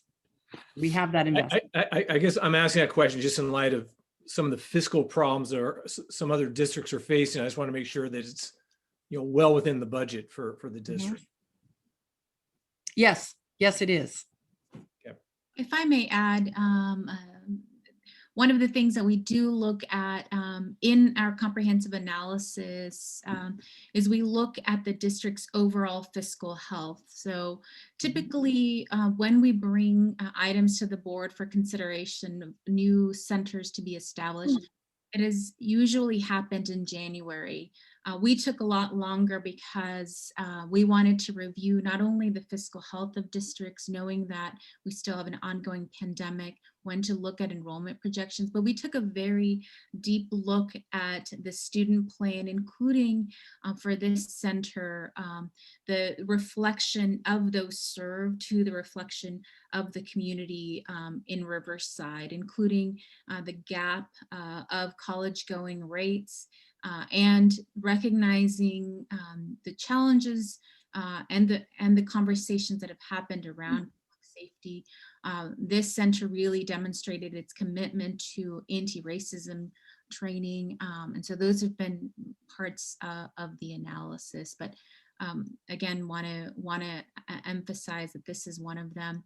Not all proposals that we've received at the Chancellor's office have been approved to make it at the level where we bring them for you with the recommendation because of that very intense analysis of fiscal health. Great, thank you. So Member Shaw, you have your hand up. Yeah, that was a really good presentation. And I think this lady has presented before, and she's always extraordinary. I've heard her before, but maybe I missed this reason when other districts or schools are losing 10, 20, 30, and sometimes 50% of their students. How did this increase? We have a shortage of first responders in our region. And the public agencies and even private ambulance companies are hiring. And Okay. so we've been able to double the size of our, for example, our law enforcement academies. Our paramedic academy is bursting at the seams. It's nationally accredited, so we're limited on the class cap for that. But that's why. And we are deeply embedded with not only Riverside County Fire and CAL FIRE and in the state and Riverside County Sheriff, but we actually train law enforcement officers for a number of counties up and down California. Okay. Yes. All right. Congratulations. Thank you. Other comments from board members? I don't see any other hands. I would just like to add to this conversation. I think that Vice President Costa really pinpointed that in many cases, especially in the past, our centers were driven by enrollment, but not necessarily enrollment in and of itself. Enrollment means that there are students and folks who are coming to those centers, and so I can speak to my own experience. Los Rios has 5 centers. Up in rural areas, across the river in West Sac, and in communities, and some of the analysis that we found, and this conversation is very helpful even for me, because I will go back and ask some other questions of the district. When we initially did our analysis of the placement of a center, it was around how communities that were not accessing our 4 campuses. And some of the reasons why they were not accessing it: transportation, it wasn't close to either where they lived or where they worked. And so that was part of the calculation. And what it says to me is those are really important issues, but then the question is around curriculum and what are those centers teaching? And it appears that in this day and age, given the realities that Dr. Steinbeck, what you are teaching is critically important to what you are doing, and you are a known entity. What I really liked about your analysis was that it was so completely thorough in really assessing what the needs were. And then you had buy-in from not just the folks that people know, the chambers and but to the grassroots 501c3s and to community, and that you've been doing that kind of work for a long time. You've been tilling that soil so that when you start to offer programs that folks are looking to take, and those courses that they're looking to take, you have already tilled that soil to be able to get the student population that you need. And I think that's critically important as we move forward, to make certain that we are aligning not just enrollment, but what we are enrolling folks into and what's relevant to them and where they want to go in terms of their education as well as their training needs. With that, and seeing no more hands, I would ask if there's any public comment. The public comment period for item 4.5 is now open. Please use the raise hand feature in Zoom to make a comment to the board. If you are calling into the meeting, use *9 to activate the raise hand feature, and a member of the Chancellor's office will call on you. You have a maximum of 3 minutes. Our first speaker is Dr. Larry Galizio. I have unmuted your mic and you can address the board. President Haynes, Vice President Costa, members of the board, and Chancellor Oakley, Larry Galizio, President and CEO of the League. The League believes the Ben Clark Training Center of the Riverside District meets all the criteria for educational center status, and it contributes, will contribute or continue to contribute to the essential workforce of first responders, and we respectfully urge your support. Thank you. Thank you, Mr. Galizio, or Dr. Galizio. Any other public comment? There are no other hands up at this time. I think we can conclude public comment. Thank you. Then I would ask uh, for a motion and a second. I'll move. Second. We have Perry moving and we have Anderson seconding. So can we get a roll call vote, please? Hildegard B. Aguinaldo, Aye. Darius Anderson, Aye. Amy M. Costa, Aye. Tom Epstein, Aye. Colm Fitzgerald, excuse me, Aye. Jolena M. Grande, Aye. Pam Haynes, Aye. Kevin J. Hall, Aye. Lieutenant Governor Eleni Kounalakis, Aye. Jennifer L. Perry, Aye. Bill Rawlings, Aye. Valerie L. Shaw. Aye. This motion has passed. Thank you so much. Thank Moving to item 4.6. This is a request from Los Angeles Community College District to pursue pursue educational center status for the Southgate Educational Center. We again have Vice Chancellor Navarrete presenting, and she will do the introductions of the co-presenters. Thank you. Thank you, President Haynes, and thank you again, members of the board. I bring to you item 4.6 and an item for action. This is a request from the East Los Angeles Community College District to officially transition the Southgate Center as in a state-approved educational center. Today, I will have Dr. Alberto Roman, who will join me in presenting, sharing details about the Southgate Center. Next slide, please. As shared earlier, in order to approve a center, we have a comprehensive analysis. It goes through a review of 10 key areas and criteria, including enrollment projections, a review of their academic planning, program justification, the review of the student services, and the economic and efficiency and viability. And so with that, let's go straight into learning a little bit more about the Southgate Center. So I invite my colleague, Dr. Roman, to share more details. Wonderful. Thank you so much, Vice Chancellor Navarrete. Good afternoon, Board President Haynes, Vice President Costa, esteemed members of the Board of Governors, and Chancellor Oakley. It's truly an honor to be with you today as you consider the approval of the center status for our Southgate Education Center. You may know that East Los Angeles College is considered one of the largest Hispanic serving institutions in the country.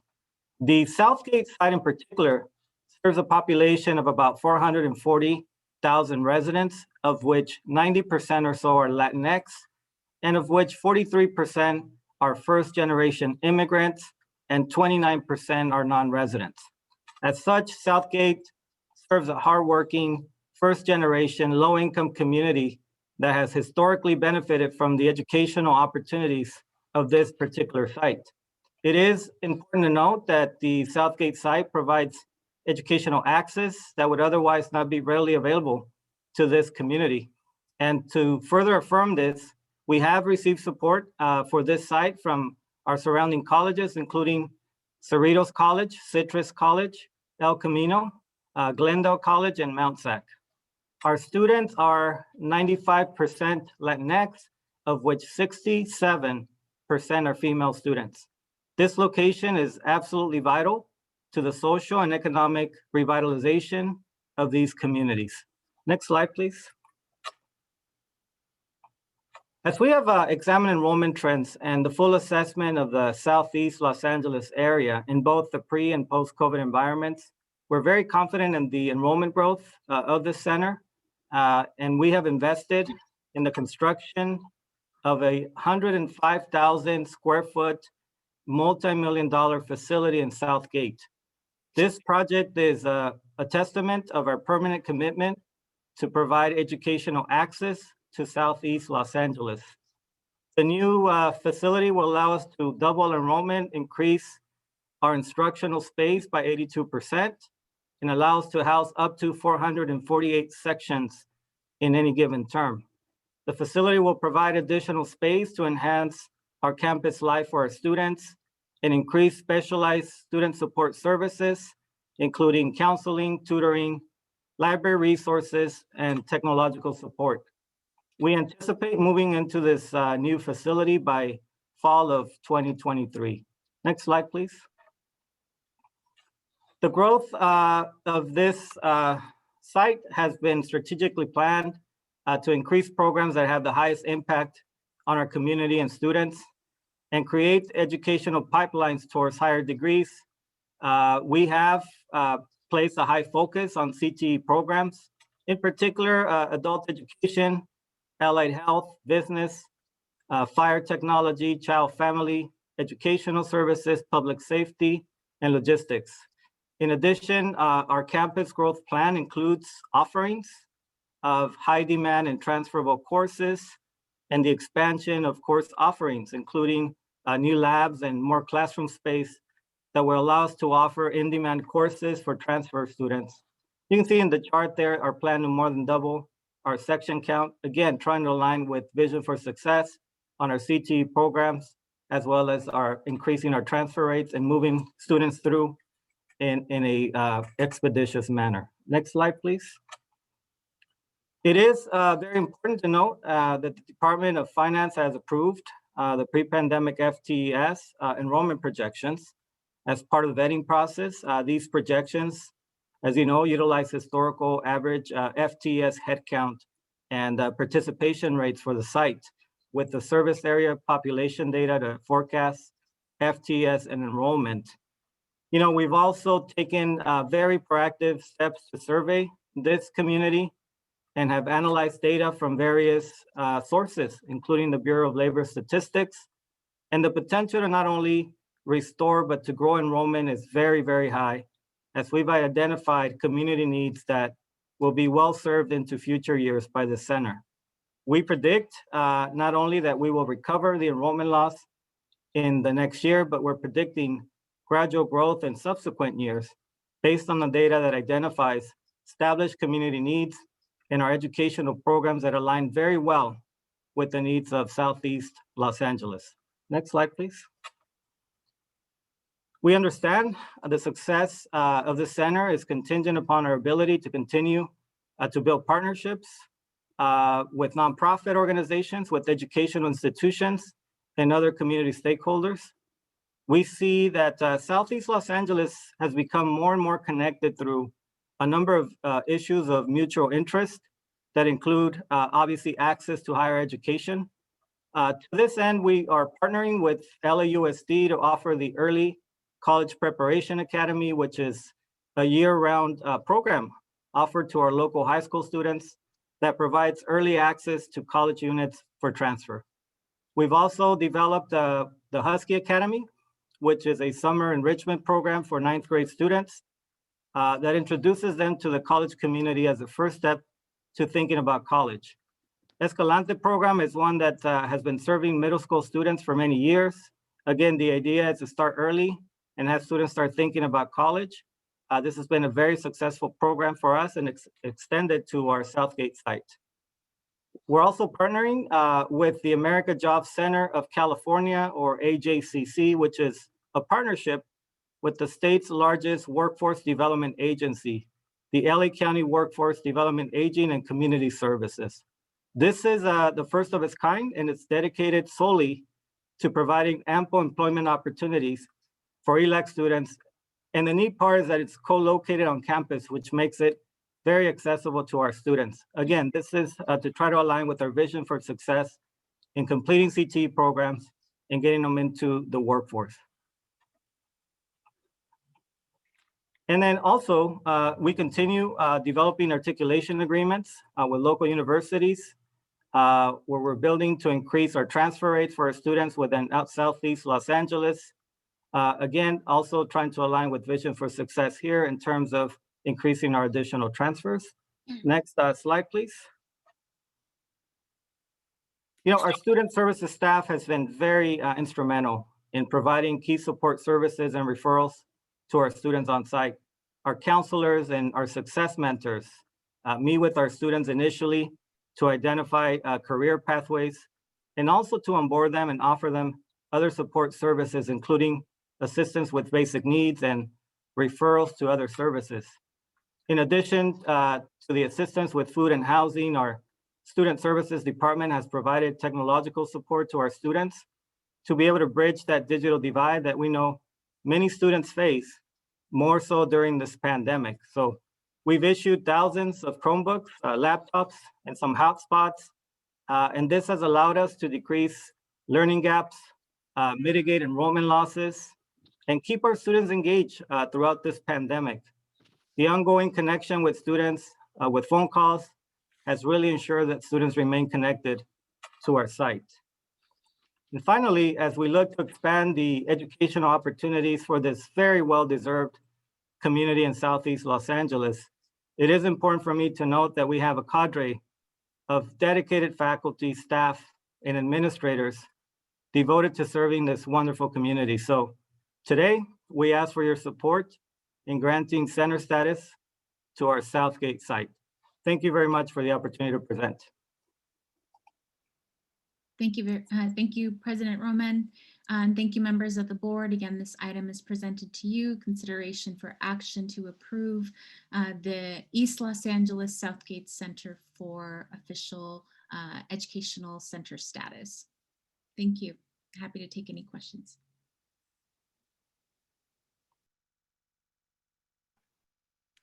You're on mute. I'm on mute. So thank you so much for the presentations and for the time that the co-presenters shared with us and the information they shared with us. Do we have any questions or comments from our board members? I don't see any. I have one. Member Okay, Shaw. thank you. Yeah. Thank I you. was just, I was interested in, you know, when you said Southgate, and you said then East LA College, I kept thinking, well, wait a minute, Southgate, it's not near East LA College. So I was just wondering how is this going to have any kind of impact on Compton College or Southwest College? That's an excellent question, Board Member Shaw. You know, this particular site has been in existence, one thing that we didn't mention, for a couple of decades already. It's been a partnership that we've had with Compton, with Southwest, which is one of our sister colleges with an LACCD. We've established a good partnership with them. We're respectful of our service areas, and they have been very supportive and complimentary of our work we're doing there. Southgate is part of, most of Southgate is part of East LA College. But because of the geographical distance between our main campus in Monterey and Southgate, which is about 14 miles, we felt the need to establish a center where students would have the ability to come in person and not to worry about transportation issues. So that's the reason historically why we've had this particular site there in Southgate, 14 miles away from Monterey Park. Okay, interesting. Thank you. Well, I will add, Member Shaw, that I grew up about 1.5 miles from the Southgate Center. So I remember what was there before. So I'm feeling a little old right now, but nonetheless, you know, when I grew up there was no access to a local college. So I didn't even know East LA College was our college when I grew up there. So it's nice to see LACCD in the community. That's true. Very good. So other questions from board members? Well, I do have a question because it wasn't, and thank you so much for the data you did share with us in terms of the makeup of the area, the service area. I'm interested in to what extent the outreach will be to high schoolers, and how close are those campuses to those high school feeders close to this particular center? And then do you have any data on those residents who have some college, have no college whatsoever, haven't graduated from high school, or have graduated from high school and have a GED? And did you and I asked that question, obviously there's a need and there are assumptions made by that need, but I'm wondering sort of what that demographic looks like for that area. Thank you for the excellent question, President Haynes. Let me start with your last question. We did recently pull data on the percentage of residents in the Southeast Los Angeles, particular East Los Angeles, with high school diploma. It is an area of opportunity for us because over 50% of that community of Southeast Los Angeles does not have a high school diploma. And that is part of the reason why we are enhancing our presence in that area with our non-credit adult education programs. I will tell you that in the last 5 to 6 years, non-credit programs have tripled in their size, and our target continues to be adult education, non-credit, ESL, citizenship, and then transitioning many of our residents from non-credit into credit, potentially degrees to go in and get the AA degrees and hopefully to transfer. So it continues to establish the need to have the center there, as our chancellor stated. It is a presence that is absolutely necessary. Now, in terms of high schools, we do have several high schools that we serve in the area. Part of some of our LAUSD, part of our local districts. The areas include Bell, Cudahy, Huntington Park, as I mentioned, Southgate. But the community is very dense. So there are several high schools within the area that are probably within a 1 to 2 mile radius and then a little more. So the feeder schools that we're working with already are part of LAUSD, but it is our plan to continue to expand into some of the other high schools in that area. So the potential is there for us.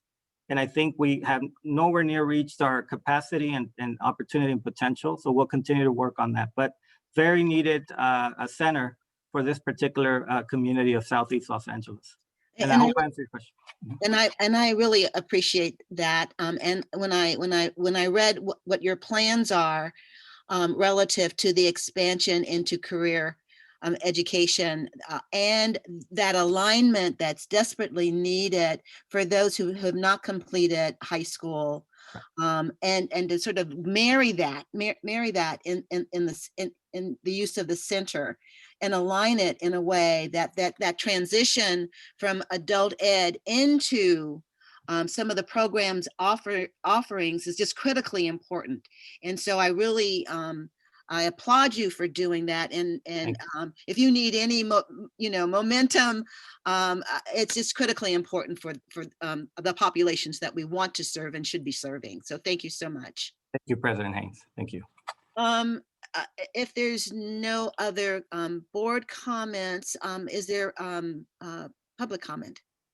The public comment period for item 4.6 is now open. Please use the raise hand feature in Zoom to make a comment to the board. If you are calling into the meeting, use *9 to activate the raise hand feature, and a member of the Chancellor's office will call on you. You have a maximum of 3 minutes. First, we have Dr. Larry Galizio. You have control of your mic and can address the board. Thank you, President Haynes, Vice President Costa, members of the board, Chancellor Oakley, Larry Galizio, President and CEO of the League. And the League supports educational status for the Southgate Center status for the Southgate Educational Center. And a shameless plug for those of you who have not had a chance to watch Last Chance U, which features the ELAC basketball team, I highly recommend it. Thank you. Thank you. Next, we have Steve Veras. You have control of your mic and can address the board.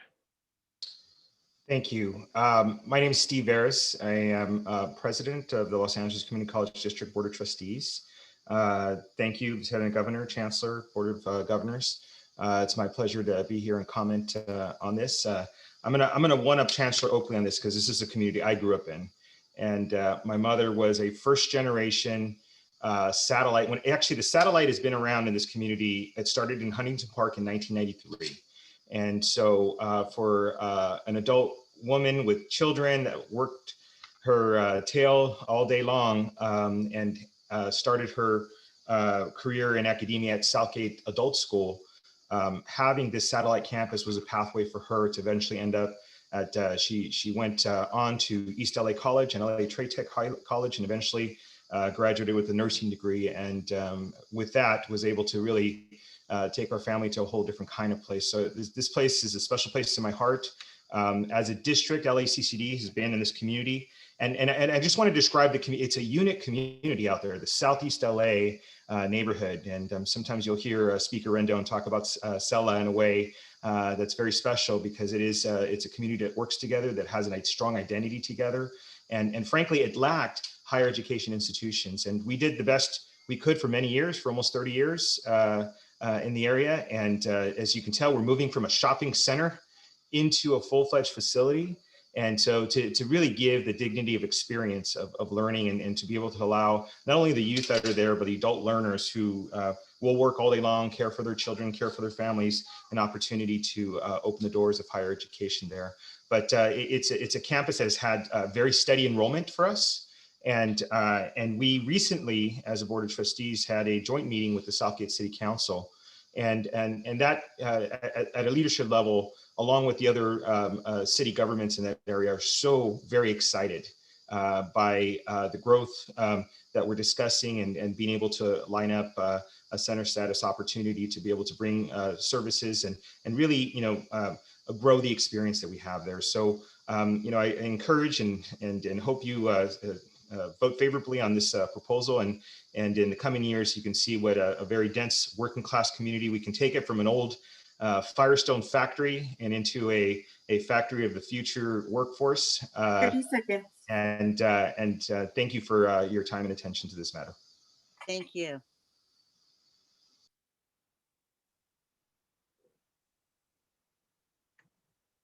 Are there any other public comments?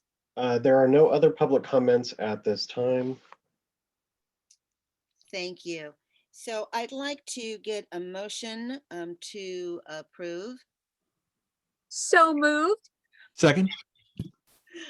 Okay, so we had Grande moving, and who was the second? Rawlings. Rawlings. We have Rawlings second. So would you please call the roll? Hildegard B. Aguinaldo, Aye. Darius Anderson, Aye. Amy M. Costa, Aye. Tom Epstein, Aye. Colm Fitzgerald, Aye. Jolena M. Grande, Aye. Pam Haynes, Aye. Kevin J. Hall, Aye. Lieutenant Governor Eleni Kounalakis, Aye. Jennifer L. Perry, Aye. Bill Rawlings, Aye. Valerie L. Shaw. Aye. This motion has passed. Thank you very much again. Really appreciate it. Thank you. So that ends our action items. And before we go into our first readings, I wanted to allow like a 5-minute break. And then we can come back and take those two items. Thank you. 5 minutes.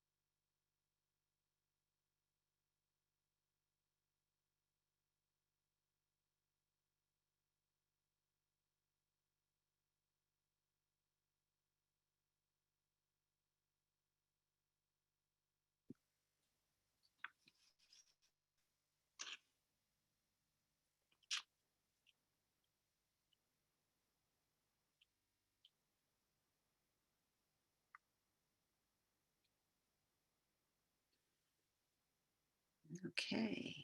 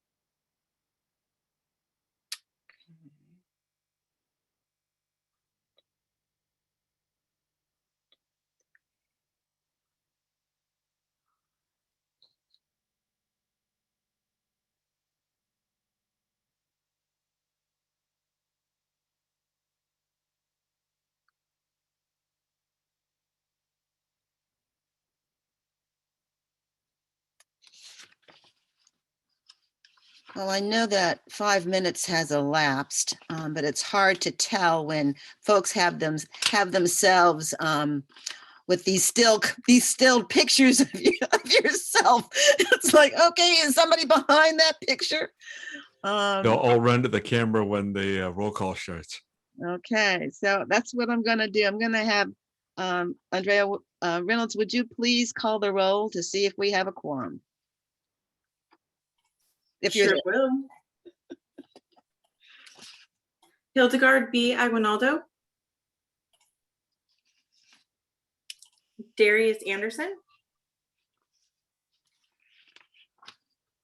Amy M. Costa. Tom Epstein. Here. Colin Fitzgerald. Here. Jolena M. Grande. Here. Pam Haynes. Here. Kevin J. Hall. Here. Lieutenant Governor Eleni Kounalakis. Jennifer L. Perry. Here. Bill Rawlings. Present. Valerie L. Shaw. Here. And I So see we do that, have quorum. and I see that Mr. Anderson has joined us. Yep. And we have a quorum. Anybody else, please speak up before I start again, and we'll come back on this. We are now in first readings. We have 2 first reading items. It is my understanding that there is a public hearing relative to each of these. The first one is 5.1. Which is, and I must gavel this first reading to order. That was my pen, gaveling us to order. And in item 5.1, which is a first reading and public hearing for proposed changes to the Board of Governors Standing Order 409 on distance education. So we have, with that, we have Vice Chancellor Alvarado and Vice Chancellor Rune O'Shaughnessy to present, and I'm certain that you'll introduce any co-presenters.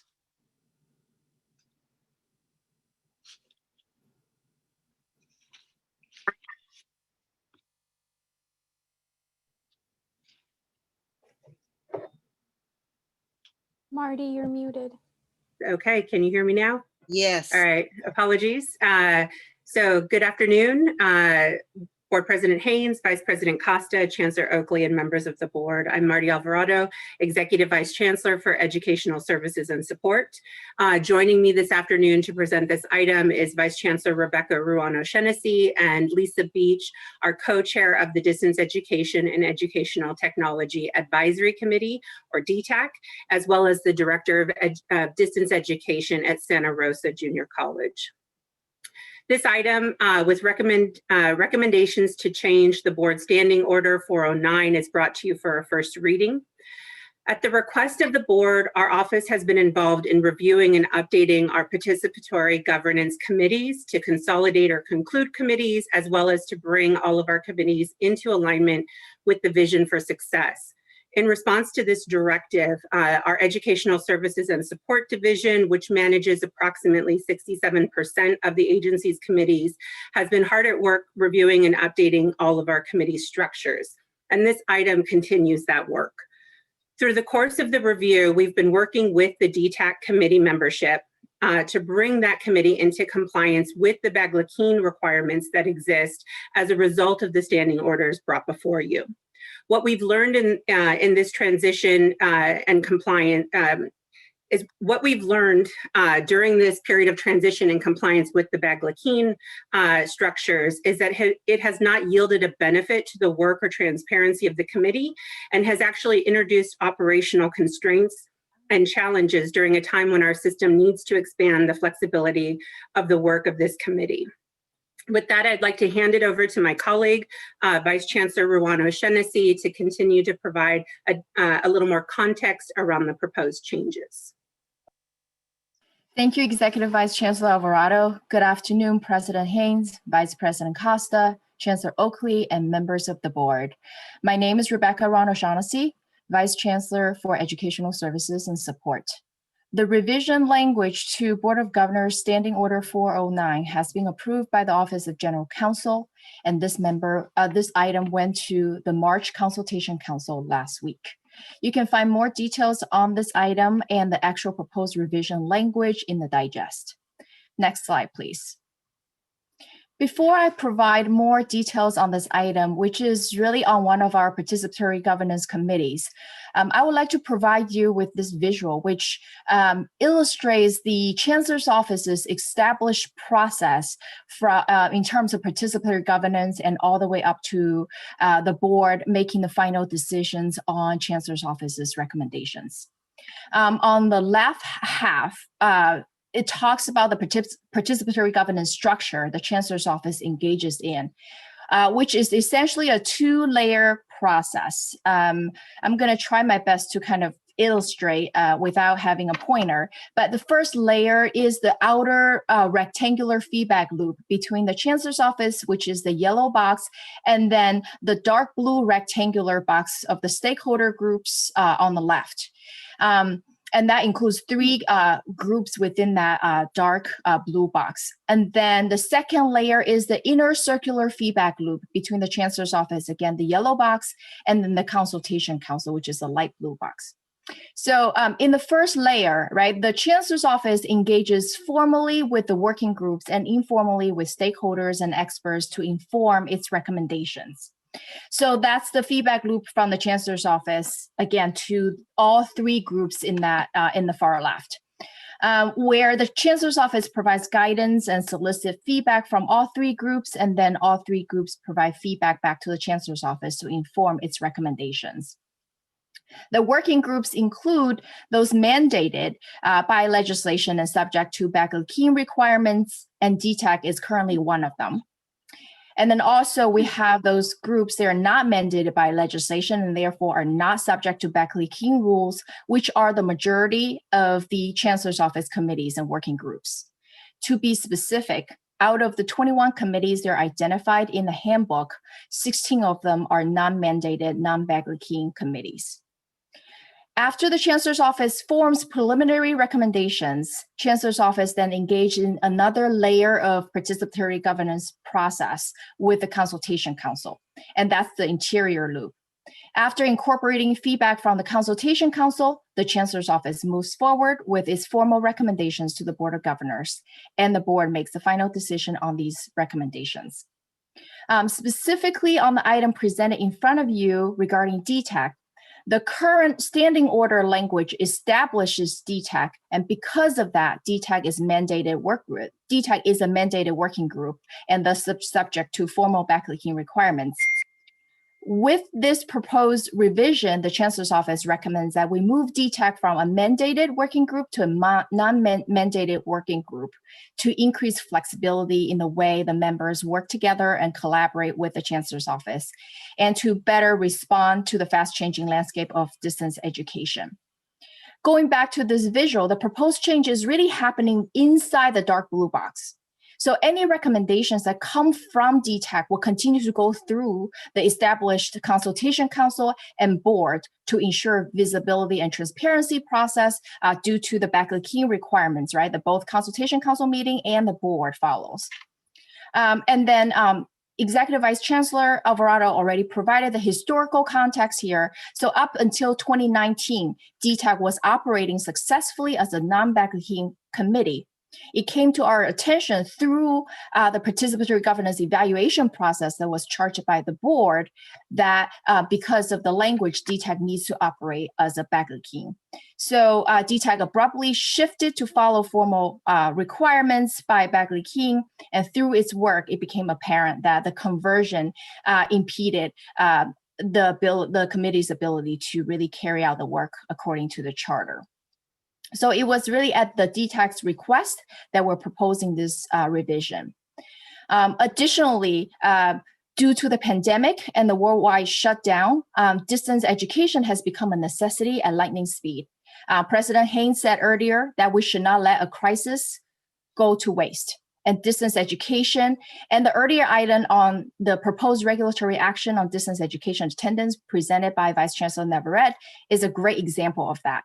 We start as a system to look at distance education holistically and see a great opportunity for innovation and transformation in this field, and a greater role for our partnership with DTAC, which can benefit from the flexibility and responsiveness resulted from this proposed revision. Next slide, please. With that said, I would like to turn it over to my co-presenter, Lisa Beach. Again, this item is developed in partnership with DTAC, and we thank Lisa and DTAC for their partnership. Today, Lisa will speak on where she sees the future of distance education for our system and how she envisions DTAC can better support the Chancellor's Office in furthering that work. Good afternoon, and thank you for inviting me to speak on behalf of DTAC today. Distance education during COVID has been seen as a Band-Aid solution to an educational problem, but DTAC believes it to be that it needs to be looked at in a broader perspective. Before the pandemic, there was already a growing demand by students for an increase in distance education offerings. We saw this manifested in direct ways like student survey responses, and indirect ways such as online sections that filled much faster than face-to-face sections. A significant population of our students need to take online classes because they're working, raising families, have transportation issues, disabilities which keep them from coming to campus, or issues which keep them from being comfortable in classrooms. If you're like me and have been an educator, you can probably picture students in each of these categories who would come to you as their teacher with concerns about their in-person education and trying to find solutions for themselves and their families. This puts distance education squarely in the equity in education zone. In addition to being an issue of student demand and student equity, our system needs a greater capacity for resilience and instructional continuity. And distance education plays a key role in that. If it's not a pandemic, there are fires, floods, power outages, etc., that force our colleges to suddenly close their physical doors and try to find virtual ways of meeting their students' educational needs. And when we do turn to distance education, we don't just want to ask students to read their textbooks and take automated quizzes. We want to give them high quality, engaging, accessible, and equity-minded educational experiences. So how do we do that? We need to begin thinking about distance education as something besides a side conversation. We should be looking at innovations that we as educators can adopt to help move our instructional quality and capacity into the future. Recent research talks about how online students are twice as comfortable offering their opinions in class as face-to-face students. What this tells us is that distance education is not about making do during a crisis, and it's not about saving money on heating and electricity. It's about providing quality education in a format that meets the needs of many of our students even better than our on-campus classes. Thousands of faculty worked like crazy to learn how to teach online and convert their courses to a mode of delivery with which they were totally unfamiliar before the pandemic. They signed up in droves for the professional development that would give them the knowledge and skills that they would need to move online. Colleges also stepped up to provide our students with the equipment and support they needed by ramping up their online services for things like counseling, tutoring, library services, and more. Now that we're a year into the nearly fully online education world, we need to stop and think about how to build those new skills and services into our long-term strategic plans. And DTAC can help. DTAC is a multi-constituency committee that includes people who represent CEOs, CIOs, distance education coordinators, information technology, the statewide academic senate, DSPS, statewide student government, etc. This committee has and will continue to advise the Chancellor's Office in ways that they can encourage colleges to continue to fold online modalities into their course offerings, provide guidance around the integration of distance education into initiatives like Guided Pathways, use data to inform the narrative around innovation and equity, highlight and illuminate good practices, and encourage and support innovation in distance ed at all of our colleges. DTAC recommended changes to Title V that were successfully implemented into those regulations. These changes both modernize Title V language to better match our current DE environment, as well as bringing current research and pedagogy into our online classrooms by requiring instructors to build student-to-student interactions into their courses. DTAC also supported the statutory change that enabled one college to accept the residency determination of another college, which reduced cross-enrollment barriers for students. DTAC is now looking at Title V changes that would ensure that students are notified in advance about synchronous online sessions that they would be required to attend to ensure that they can choose the classes that work with their own employment and family obligations.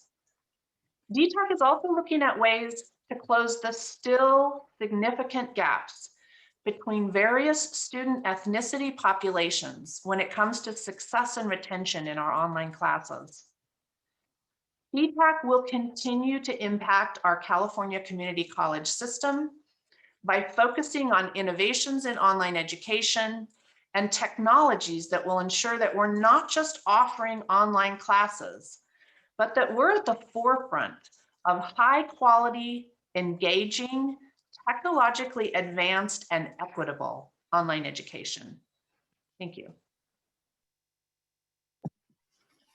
Thank you, Lisa. Can we have the slides back up again? I have one more slide to introduce.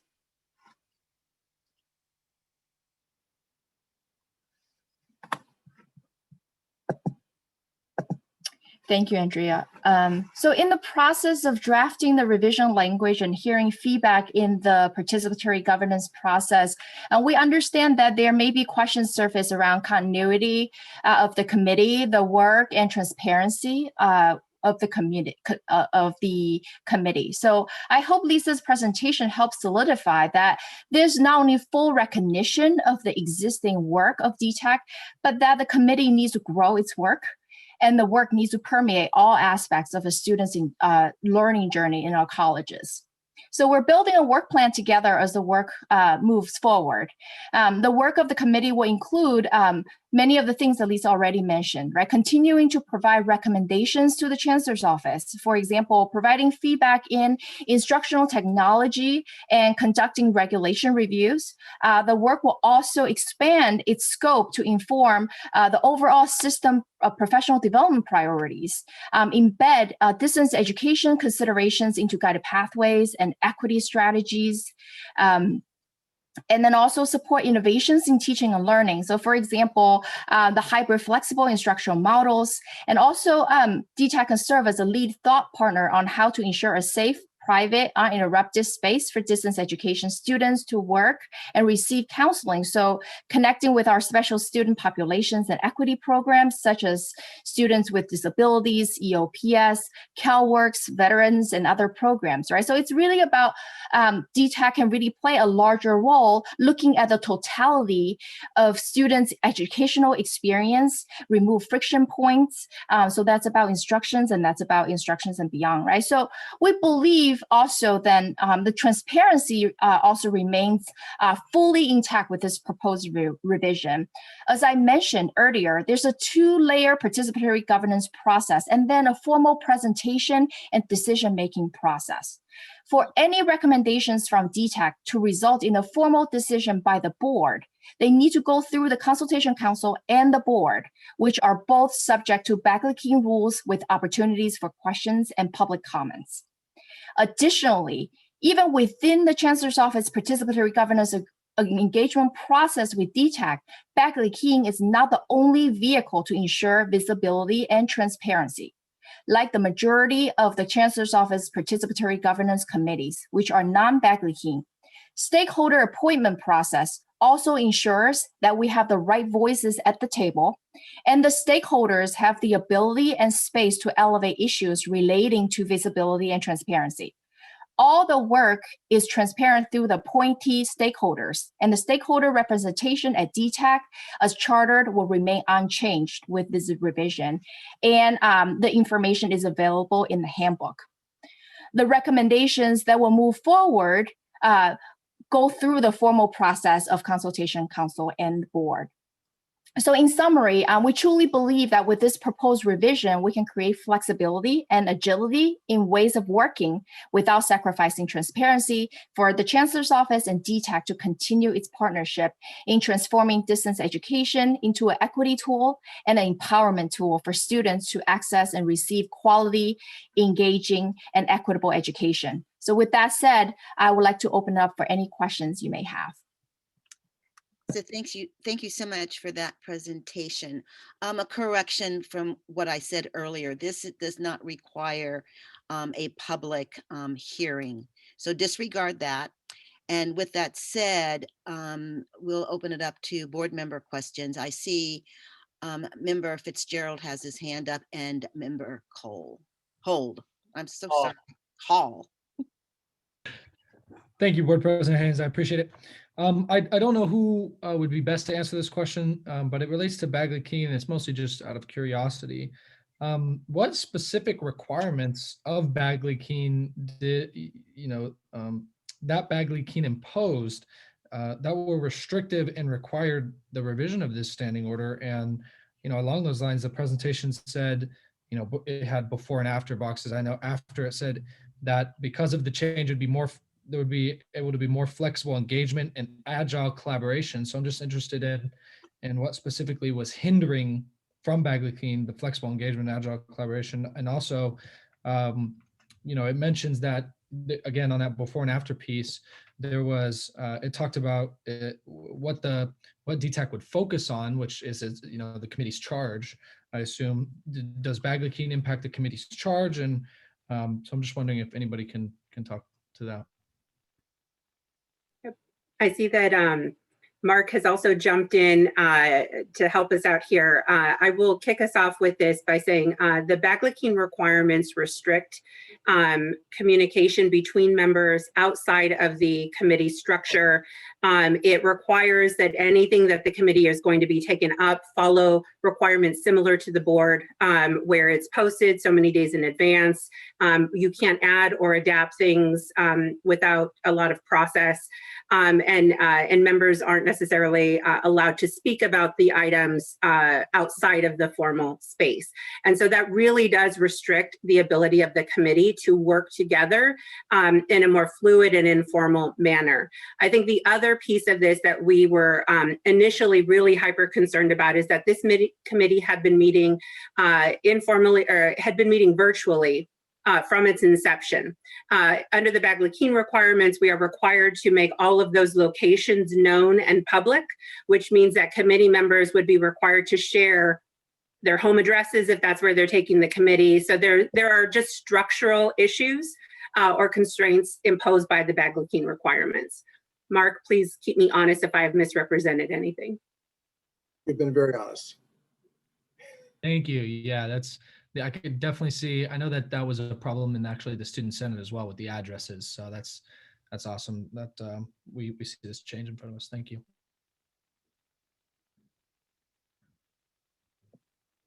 Member Hall? I think you said Board Member Hall. I can't hear, Pam, you're on mute.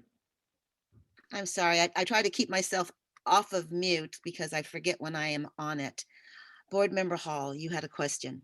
Thank you.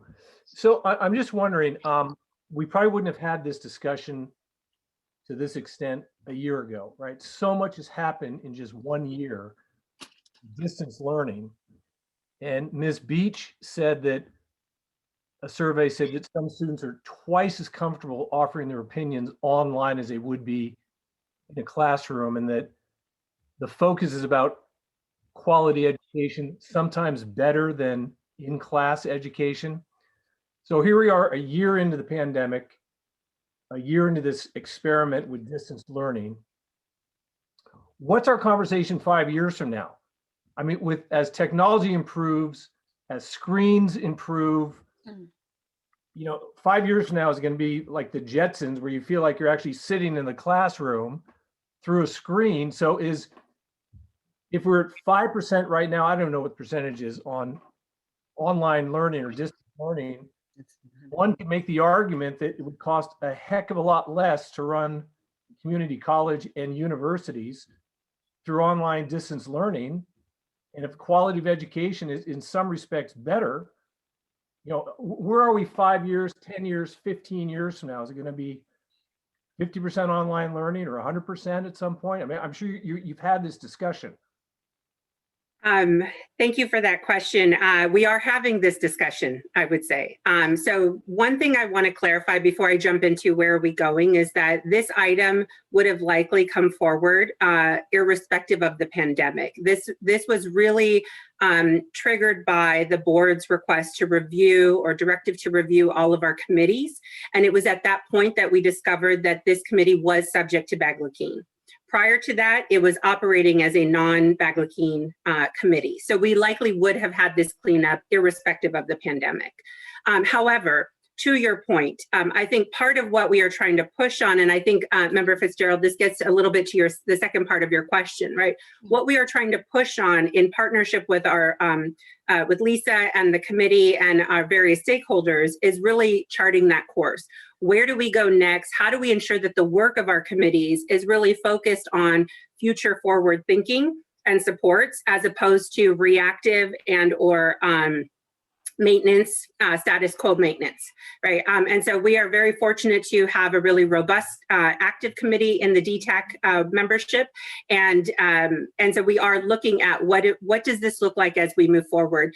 I think some of the comments included points of reference to high flex instruction. I know in Lisa's presentation there was a lot of pointing to the pedagogy and the different types of engagement. I think there's a couple of things I would just focus us on. We need to ensure that we are looking at the data, whether that's qualitative or quantitative data relative to student voice and student experience, in particular disaggregated, And we have to continually normalize adaptation as we continue to progress and learn from where we are today as we move past the pandemic. So I think that we're really focused on trying to build the infrastructure that's going to support those efforts moving forward. I'm sure not a fully satisfactory answer. I wish I had a crystal ball. I'll say holograms. We're looking at holograms next, but we'll keep moving forward. May I add something? Please, absolutely. Thank you, Lisa. Sure, thank you. Great question. We are at about 17%, I'm sorry, before the pandemic, we were at about 17% of all of our offerings being online. We don't know, because as Marty said, we don't have a crystal ball. We don't know what our offerings will be post-pandemic, but there are some assumptions that it will be higher than 17%. And I think part of the conversation that we're hoping will permeate down to the college and district level is about resources and how resources are allocated. And, you know, many of our colleges and districts are structured in a way, literally structured in a way to support classes, on-campus classes really well in a lot of ways. They have budgets for classroom furniture and multimedia and a variety of things that support on-campus classes. Many of our colleges don't have the same structure around supporting our online classes. And that includes at that structural level for things like software and technology, but it also includes supporting students. And as they are working at engaging with their instructor from home or wherever they are, what kind of supports do they need and how can colleges support them? And then, as Marty said, just making sure that as we're looking at data, many of our colleges don't disaggregate their distance education data by ethnicity, by a variety of equity issues. And those are going to be important data points as we move forward and try to understand how to best support a form of education that's probably going to see maybe a quarter of our educational offerings in our system. Right. So I guess at some point we're going to have an honest conversation about, I mean, if we're not voting on this today, but if this becomes more of a reality in the future, you know, do we talk about what our true goals are? Are the goals to move things more online? I mean, is that inevitable? It seems like it is. And you know, what type of long-term planning should we be doing? Because it costs a lot to maintain a campus, and if it's not needed, you don't have to pay for it anymore.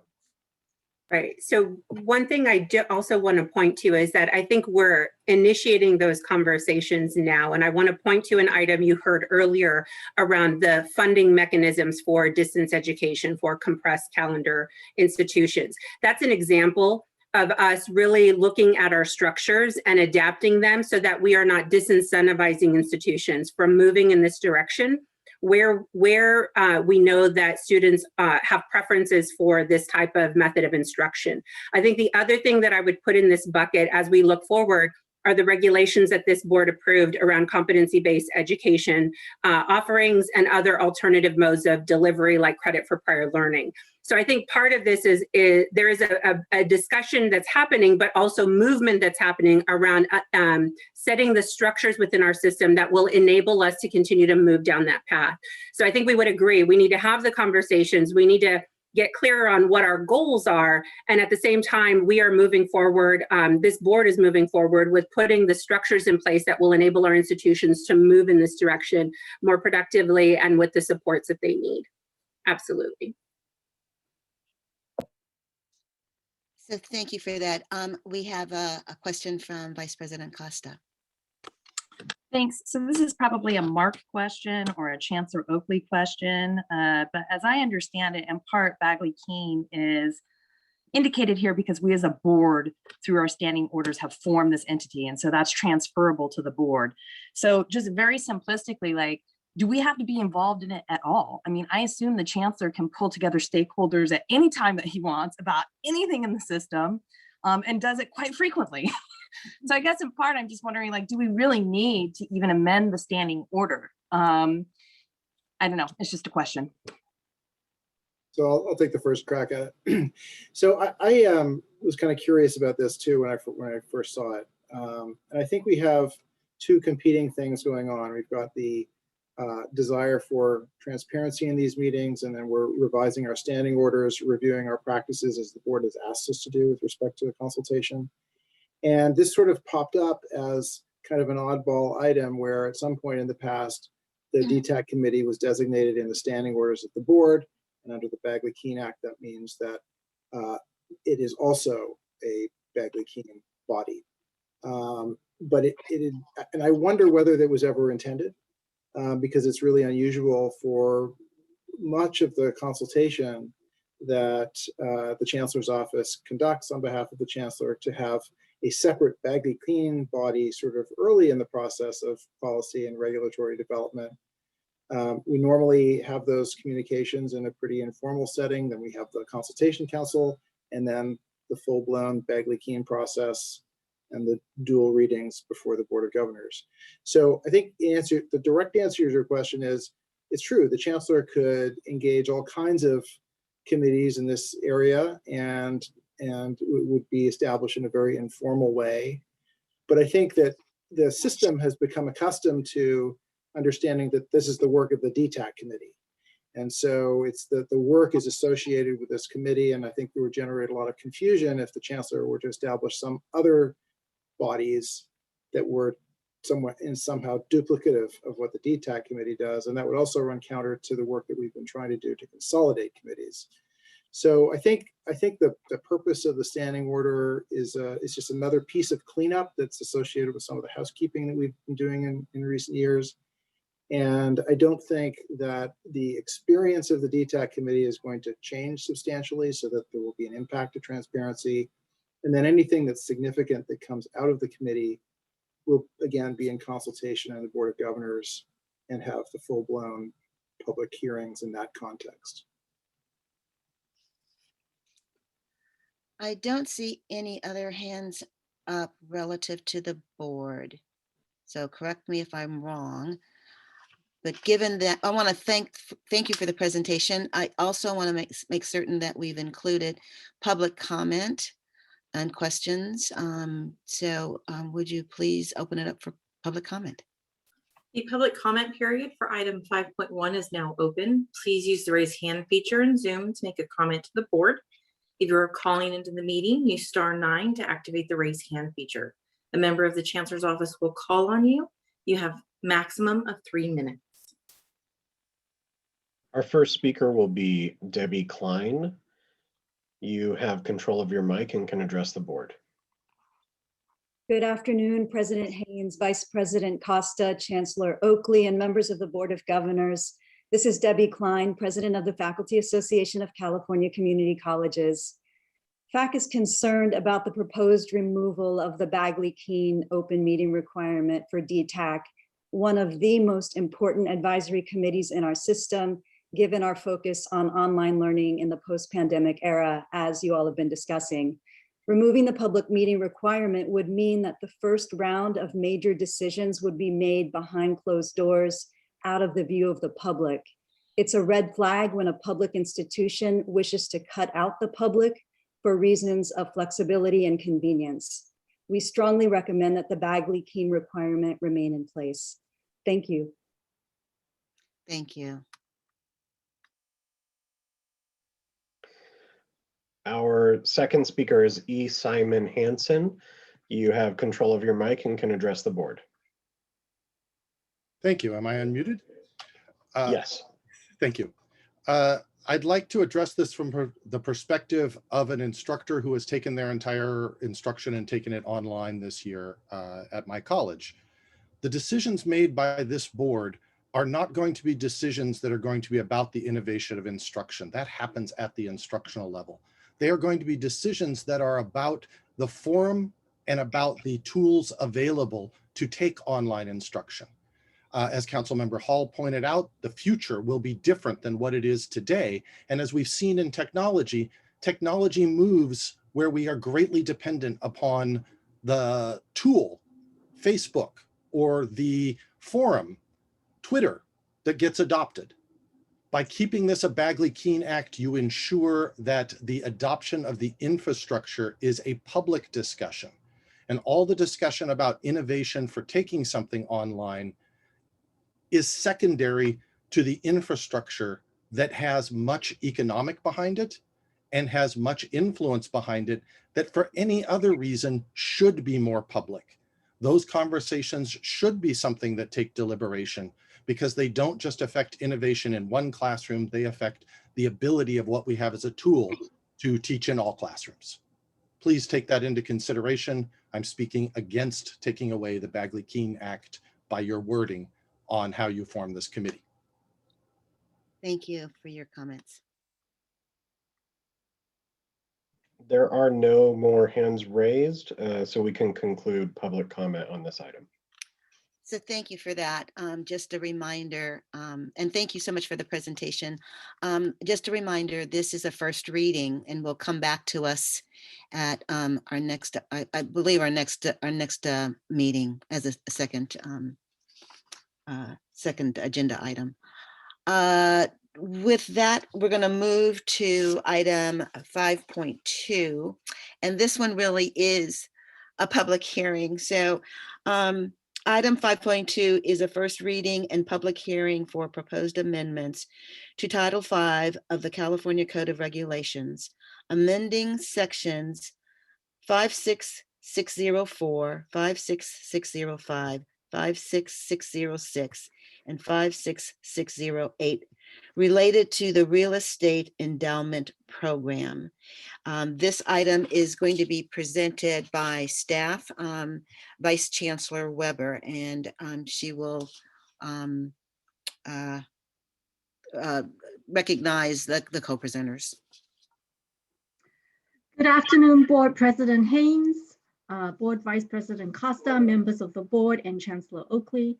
I am Shani Weber, Vice Chancellor for Workforce and Economic Development.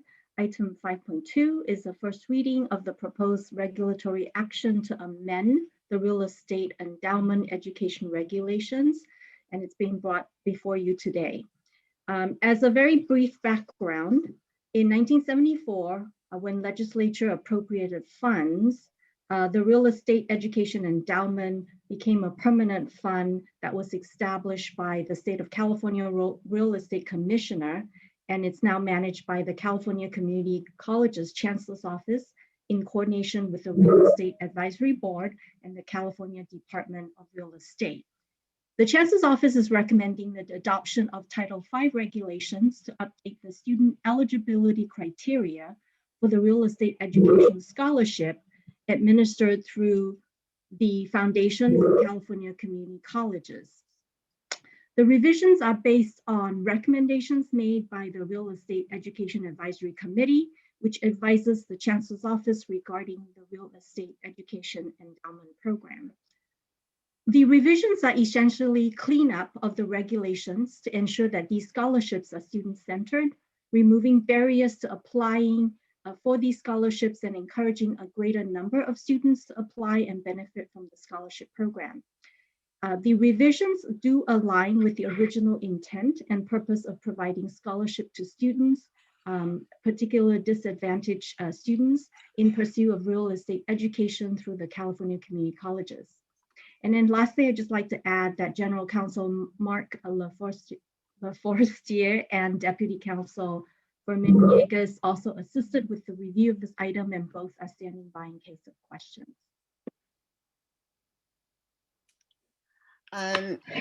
So I would like to gavel this portion of the public hearing. The public hearing on item 5.2, the proposed amendments to the California Code of Regulations, Title V, sections 56604, 56605, 56606, and 56608 is now open. The purpose of the hearing is for the Board of Governors to receive comments and testimony from members of the public regarding the proposed regulatory action. At this time, the floor is open for comments from the public. The public comment period for item 5.2 is now open. Please use the raise hand feature in Zoom to make a comment to the board. If you are calling into the meeting, use *9 to activate the raise hand feature, and a member of the Chancellor's office will call on you. You will have a maximum of 3 minutes.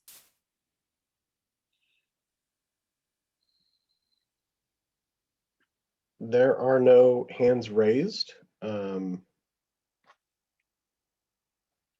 Yeah, we can conclude the public comment period for this item. So there does not appear to be any additional members of the public who would like to speak on this matter. So hearing none, this public hearing is now closed. This concludes the public hearing on this matter. With that, is there any other comments from the presenters? Given that, are there any comments from the board? I have one. Did you see my? Yes, I now see your hand. Sorry, Member Perry.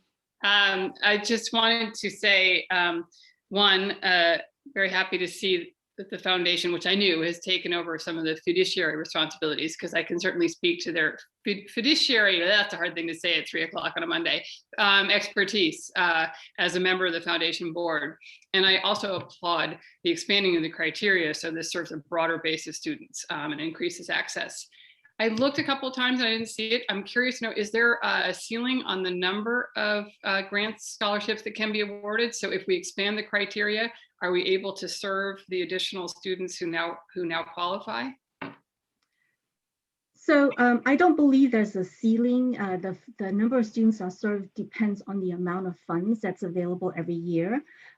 Historically, the full amount hasn't been fully subscribed, so they've been carried over each year. So we can accommodate as many students apply, and we hope that would be the case with this change in regulations. So the carryover funds carry, so they in essence increase the pool. The pool increases each year.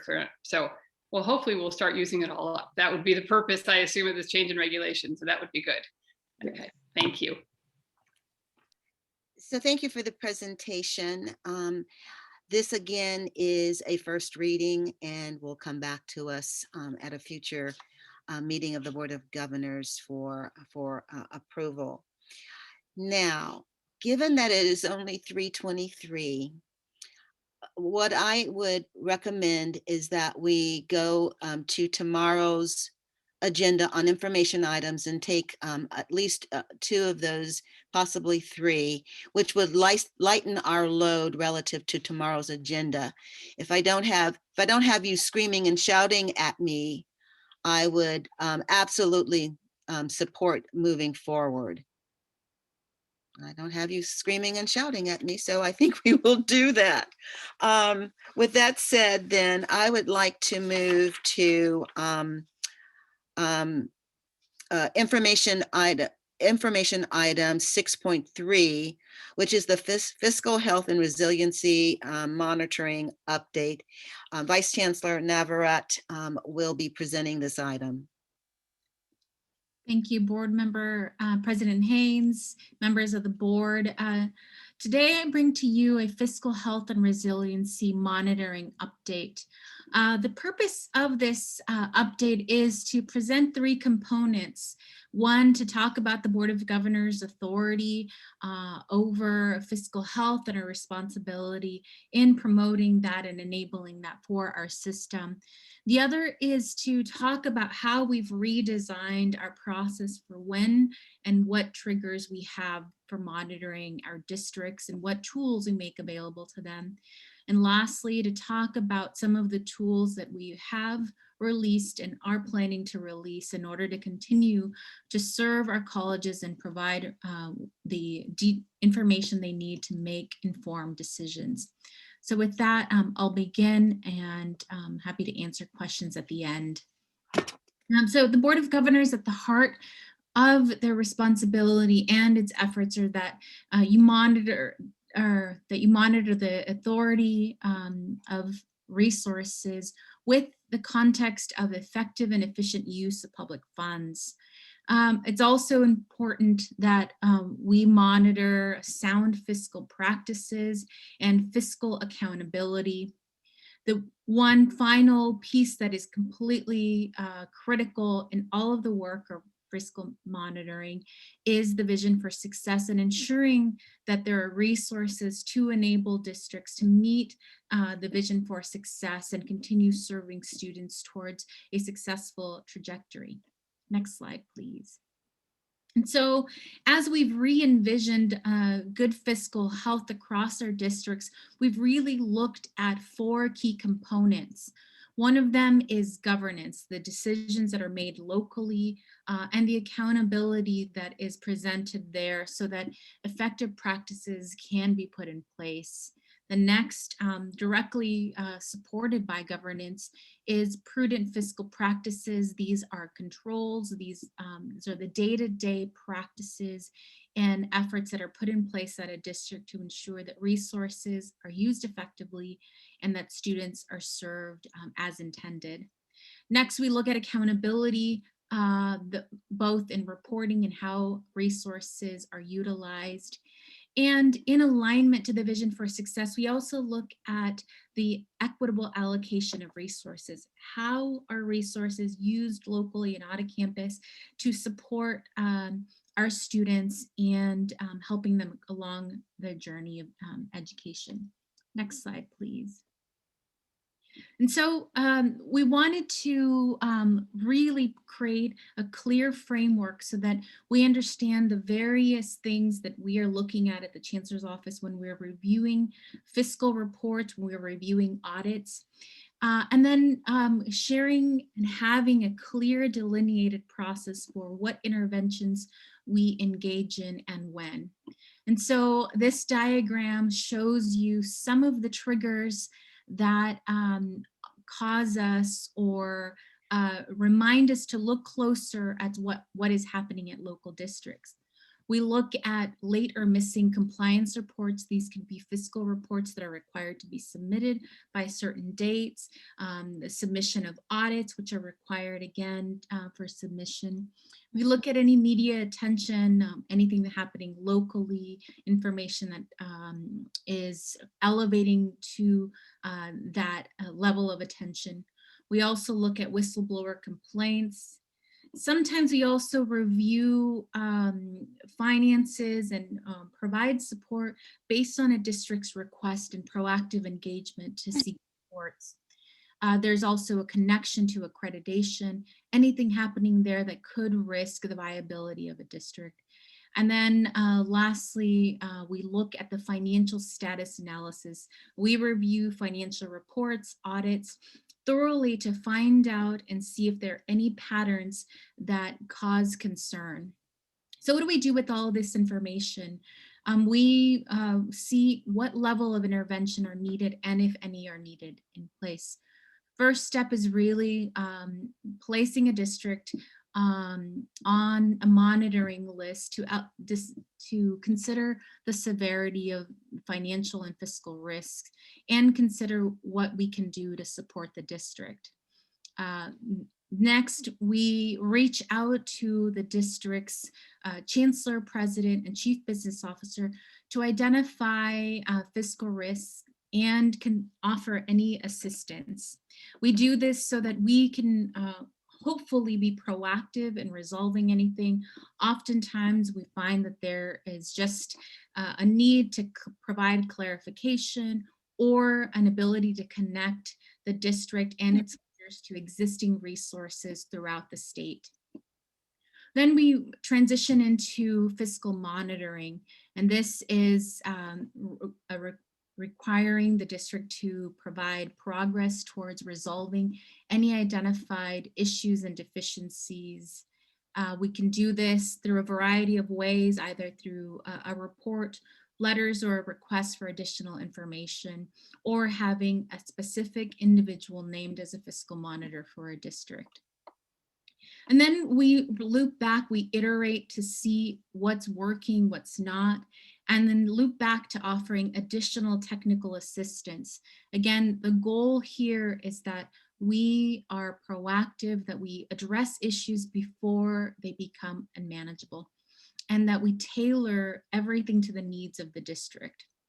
Lastly, we look at two final options, which are district required actions. This means that we are asking a district to have minimal progress made by a certain timeline, and that progress is reported to the Board of Governors.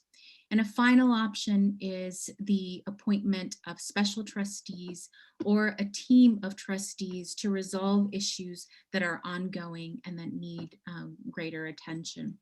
This is a new framework that we're looking at or monitoring, delineated, and one that has multiple levels to fit the needs of the issue that we are addressing. Next slide, please.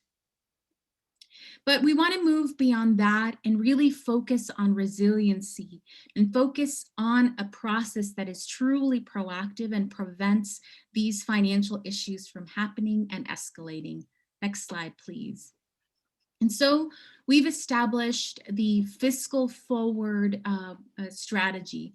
The cornerstone of this redesigned strategy is prevention, that we engage early with districts, we engage early with new leaders at our campuses, and we offer the resources, the supports that are needed, and really truly help them succeed on their campuses, because we know that if leaders succeed, our students can ultimately succeed.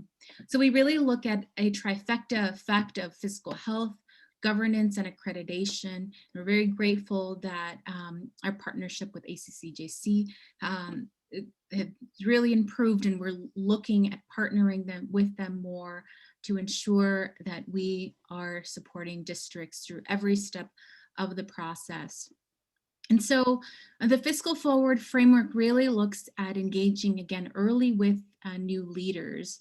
One of the services offered within this framework is that we look at any new campus presidents or new CBOs, and we help guide them through the history of financial history of the district that they're the new leader.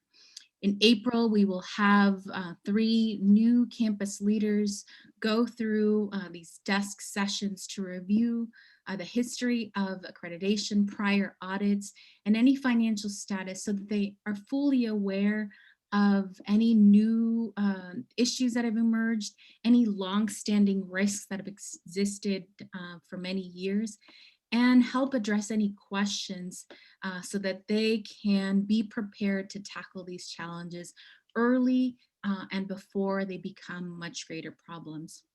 The goal, again, is that we equip our leaders with the tools that they need to make sound decisions and provide a much healthier fiscal resiliency trajectory for these campuses.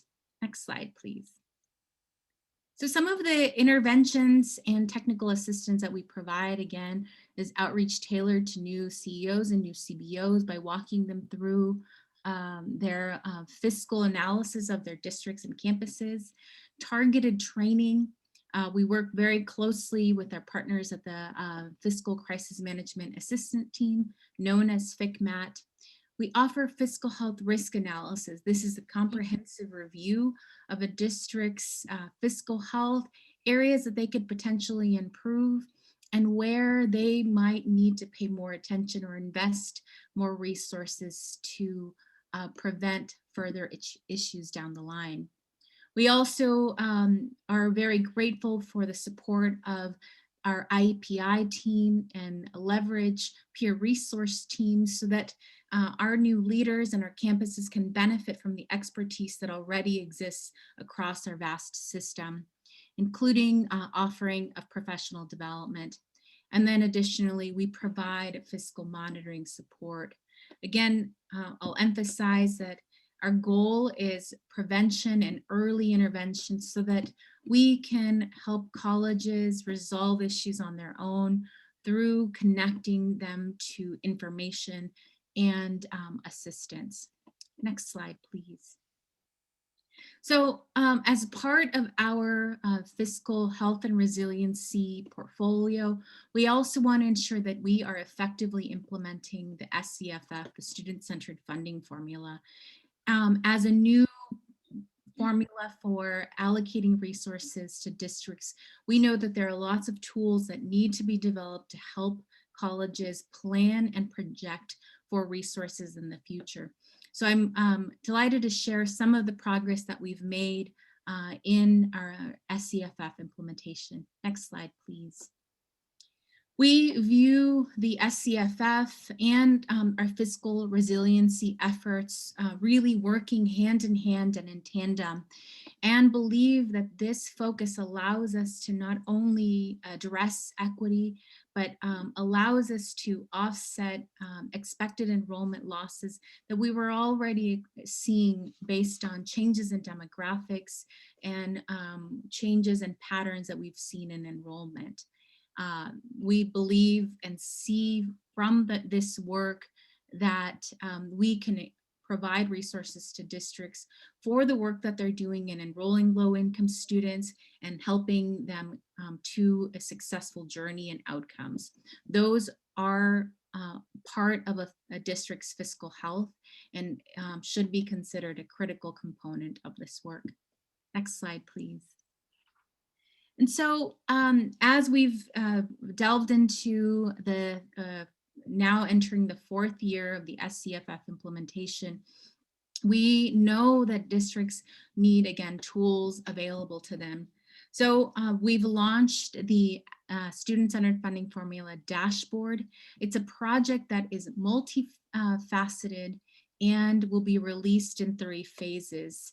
This February, we released phase 1 of the SCFF dashboard, again, with the goal of providing more resources and more information to our districts about the student-centered funding formula. Phase 1 is an analysis and comparison of our prior funding formula for community colleges, known as SB 361. But our work isn't going to stop there. Phase 2 really delves into the supplement and success grants.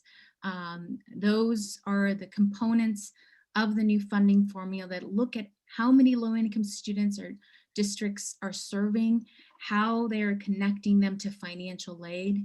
And then within the success allocation, we look at the number of students that are reaching math and transfer English achievements, those that are transferring, those that are earning CTE credits, and of those, how many low-income students are also achieving those metrics. And phase 3 is planned as a district planning tool, something that will provide information to a district so that they can locally plan for their resources, make adjustments as necessary, and know where investments are really will pay dividends, not only to the district, but importantly to their students. Next slide, please. And so I invite you to look at and explore the SCFF dashboard phase 1. Again, SCFF dashboard phase 1 is a comparison of the prior formula and the new SCFF. What we've found is that it has really helped districts in mitigating against enrollment losses, but also provided an opportunity to focus on engaging more low-income students, connecting them, helping them fill out the FAFSA so that they can get Pell Grants.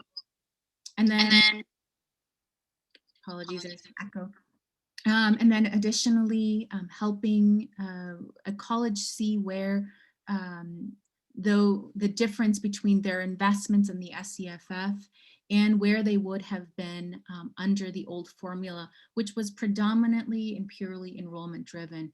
We've seen that this has been able to support districts through much more stable funding and ensured that we are focusing on the student's full journey. Next slide, please.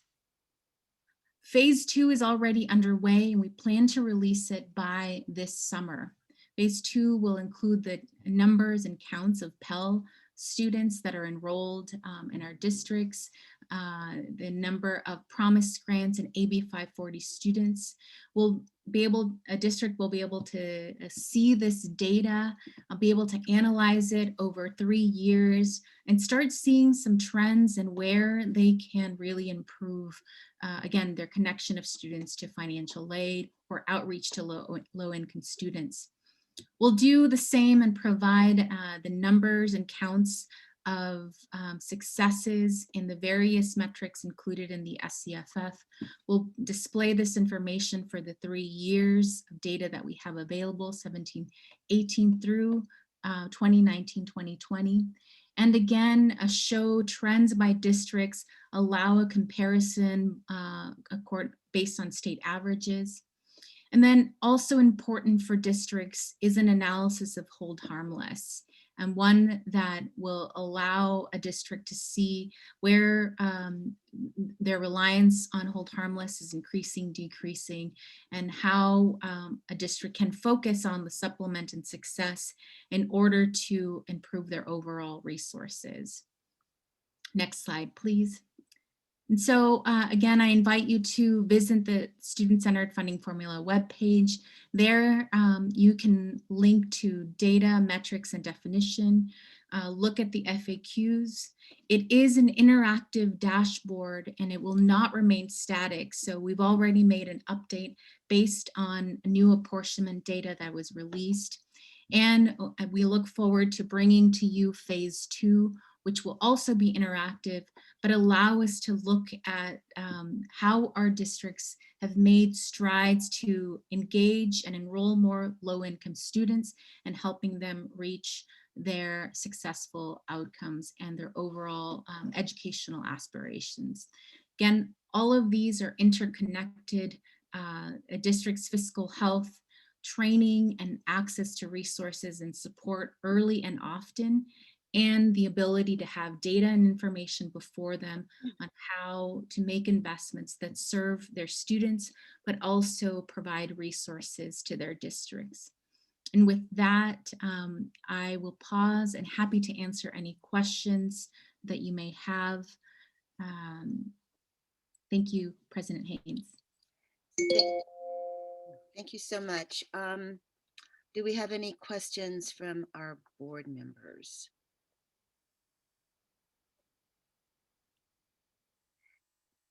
Amy, I see your hand up. People know I love this. Thank you, Vice Chancellor Navarrete. I think you've done an amazing job at kind of re-envisioning sort of our role with some of the new elements, including the student-centered funding formula. One question I have though, and I know that the Chancellor's office can provide technical expertise, and you spoke to the fact that you're kind of doing, you know, some professional training for new chancellors about kind of the fiscal history of their district. But it does strike me, I worry about our capacity in this vein. Are there, you know, other ideas that you have? I mean, I know just finding chancellors that have kind of, you know, that want to be chancellors and have a deep understanding of the finances can be difficult. And then certainly if things go really far afield, finding people to serve as, you know, an administrator or something along that, there really is no one who wants to do that. So can you talk a little bit about kind of just system-wide capacity or professional training that we might be thinking about? Yeah, absolutely. And thank you very much for your engagement in this topic and for valuing the importance of fiscal health and resiliency. As you know, for the size of our system, the largest system of higher ed in the nation, we are a small system office. And so we leverage a lot of partnerships in order to accomplish our work. One of the ones that we leverage is IEPI, an investment by the legislature that allows us to tap into the expertise that exists across our system. The other is we receive a small amount of resources to both contract and tap into the expertise and a network of fiscal experts from FICMAT that includes a legislative allocation, again, a small investment that we've been utilizing a lot more this year to help provide any consultant work, contract work that a district might need. We have 2 districts that have undergone this in a very proactive way and are already seeing benefit from that, helping identify where there were gaps in their internal controls and how they can resolve them before they become greater issues. Long term, we really want to further expand our partnerships. We know that many statewide associations have concerted efforts to not only diversify the pipeline of leaders, but ensure that they're connected to the knowledge and skills that are needed. All of those are ones that we will continue to partner and engage in this important ecosystem to support new leaders.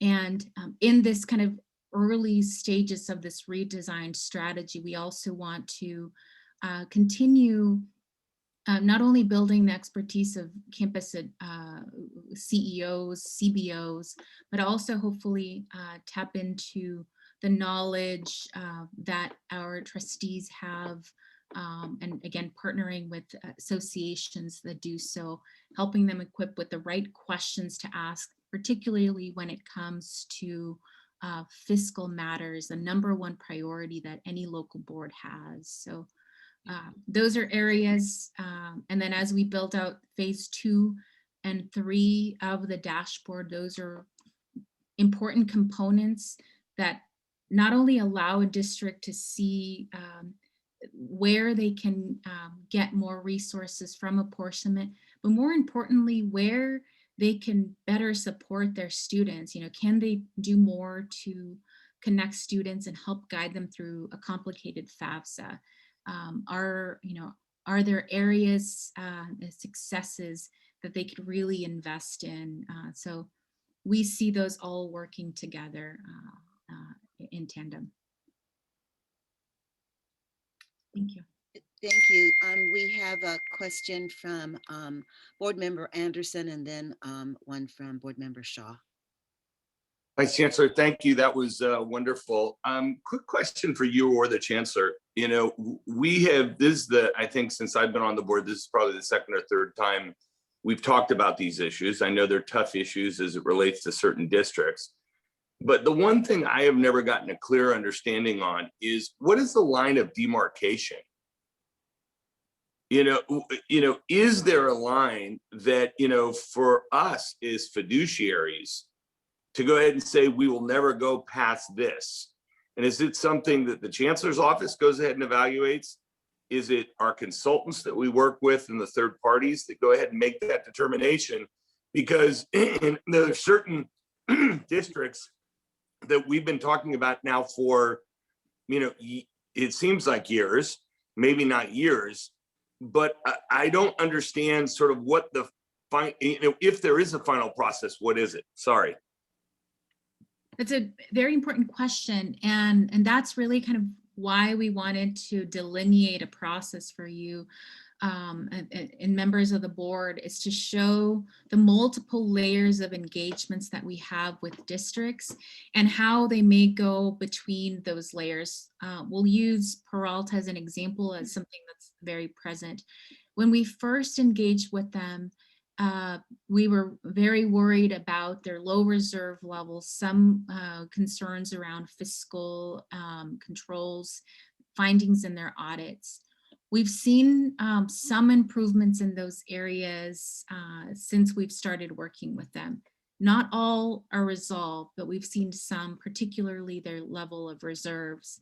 Where we still have a lot of work to do is stabilizing their leadership, is why you see us also engage in a component that considers the supports that need to be provided in governance, the analysis that needs to be provided.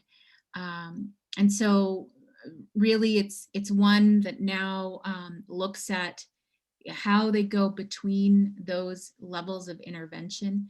The other piece that I'll emphasize is that when we've outlined this new process, Typically, we would, as one of the final steps, we would consider a special trustee. What you see before you is now that we're not only thinking about one special trustee, but really a team of special trustees if and when the board would ever want to approach a district with that as the solution. But the consideration being that one individual may not have all the expertise needed to resolve some longstanding challenges at a district. And it really is a team approach, pulling in from various levels of expertise, knowledge of finances, knowledge of student services, and accreditation processes. So that's one new approach of how, that's essentially included in the toolbox for this board. If I can just add a few items to what Vice Chancellor Navarrete just said. I think one, as you mentioned, this presentation is meant to sort of walk us through some of those lines in the sand. Primarily what we're talking about is, one, is the district on the verge of losing accreditation, which would mean, it could no longer serve its student, it could no longer qualify for financial aid, a number of issues which would significantly alter the district's ability to serve its students. So we are working closely with the Accrediting Commission. Some of you have been on the board a little while, know the last time that happened was with City College of San Francisco. And there was a special trustee assigned. There was the risk that the district could lose its accreditation. Fortunately, it did not. Unfortunately, they still have a lot of unresolved fiscal issues that were identified back then that still linger today. And so the other line of demarcation is the fiscal. Are they are at risk of not being a going concern? Are they at risk of not making their payroll or their fiscal obligations? And that's where we partner very closely with FCMAT, because that is their expertise. We rely on them quite a bit to tell us when we're crossed that line. Certainly the two districts that we've been talking about are close to those lines on both accreditation, Peralta being on sanction as we speak, and their accreditation is up for discussion again in June with the commission. So we will continue to monitor those. We try to be very public and transparent about our concerns, hoping that the public in those districts and the elected board members act on those concerns. But those are issues that we're monitoring very closely. And, some of these issues have been nagging for well before many of us were associated with the Board of Governors or the Chancellor's office, and continue. Many of them, particularly with regard to San Francisco, relate to the significant changes in demographics that the city has seen. And ultimately, the decision before City College San Francisco is to adjust to those shifts, essentially to adjust to the changes in adult population attending college in that area. And those are difficult choices. And we understand that, appreciate that, and empathize with that. Nonetheless, we will continue to work with them and ask them to comply with the budget plan that they themselves presented. So thank you for that. I just want to make certain that Board Member Shaw doesn't have a question before I go to Board Member Epstein. That's right. Okay, thank you. Board Member Epstein then. Hi, yeah, thanks for bringing up a little of the history of San Francisco, Chancellor. I, being the longest serving member of this board, have been here even longer than you, remembering the tribulations with City College of San Francisco. And we had to sit through a few meetings after we put in a special trustee where they came in and railed against us for taking over. It should all be locally controlled. They've got their act together, leave us alone, we're okay. Then the city goes and passes a an extremely generous tuition reimbursement or tuition payment program for them. And now they find themselves in a severe financial crisis again. I mean, the cuts that I read in the paper they're making are pretty dramatic, but undoubtedly necessary. But there's also likely to be many more things they need to do in terms of facilities and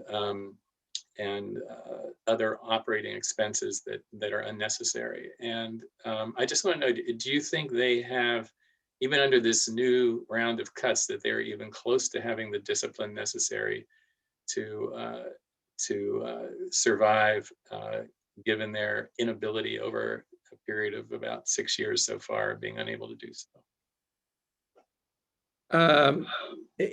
It's a difficult question to answer with any certainty. What I will say is this, that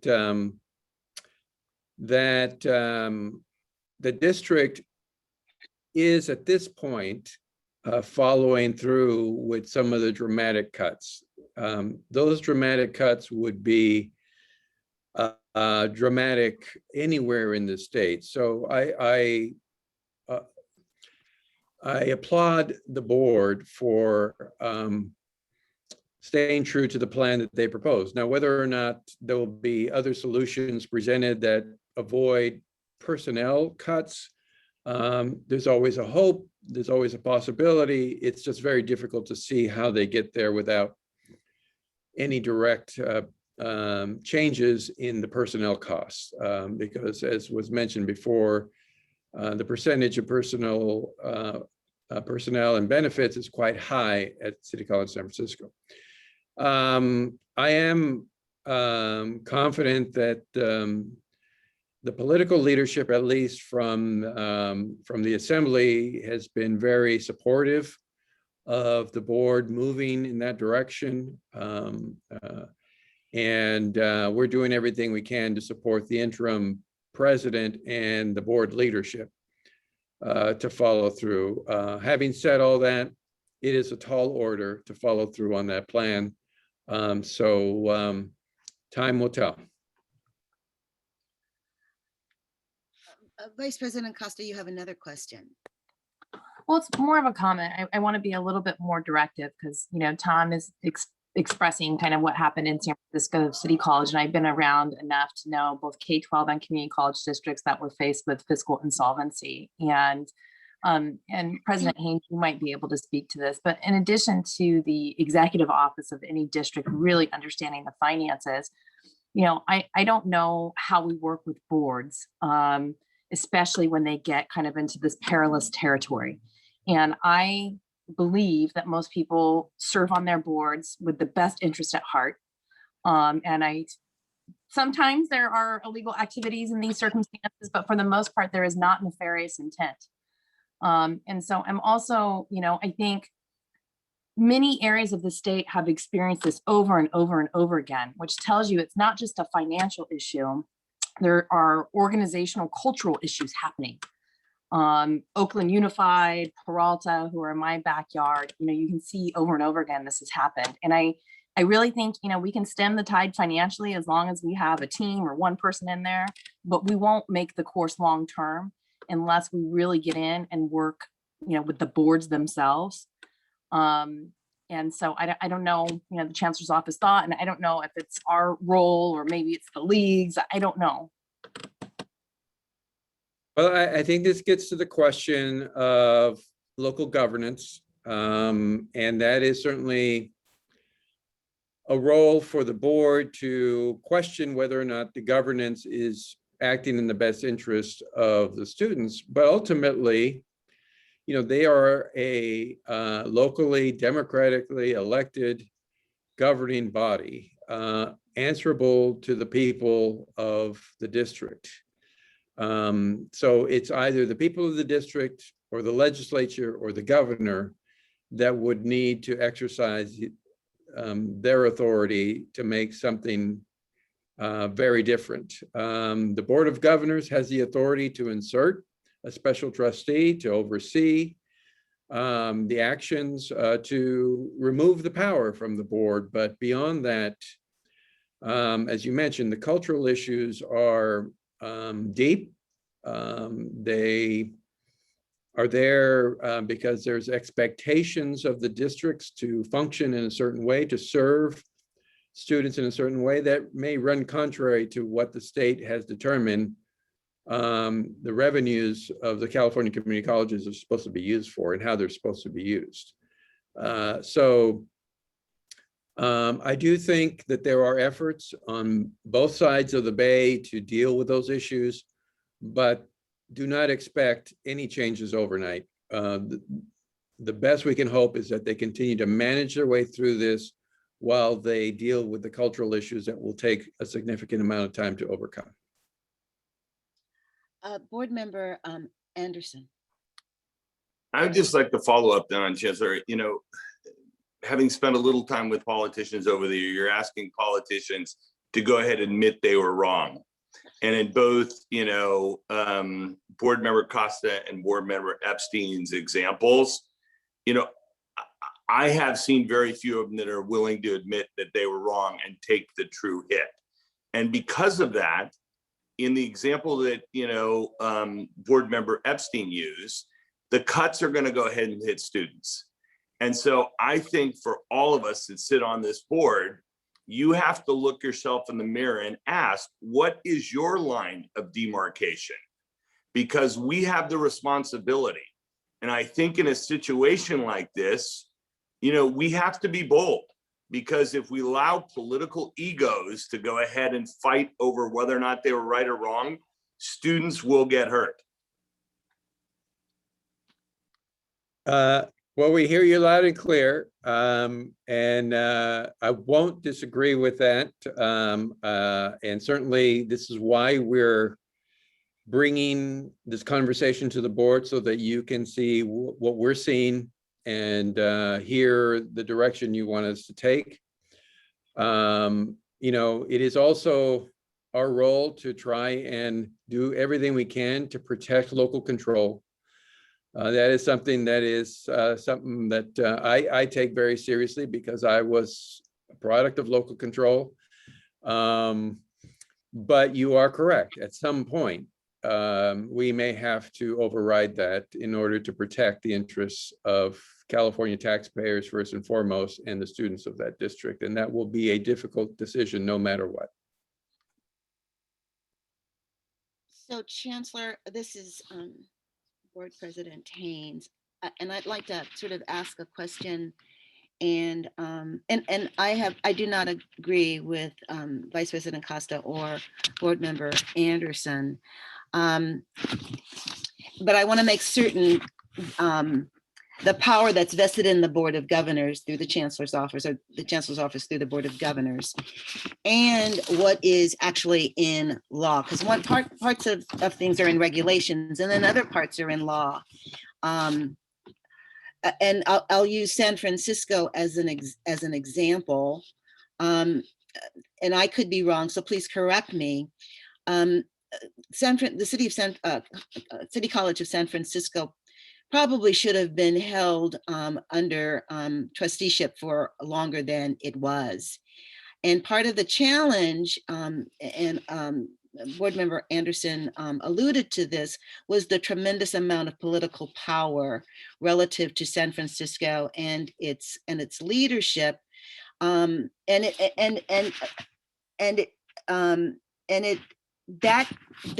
interjection of that piece, and the belief that what they were hearing from others who were in the field was true, and some of it was and some of it was not. What power did we not use in the Board of Governors or in the Chancellor's office to push against that?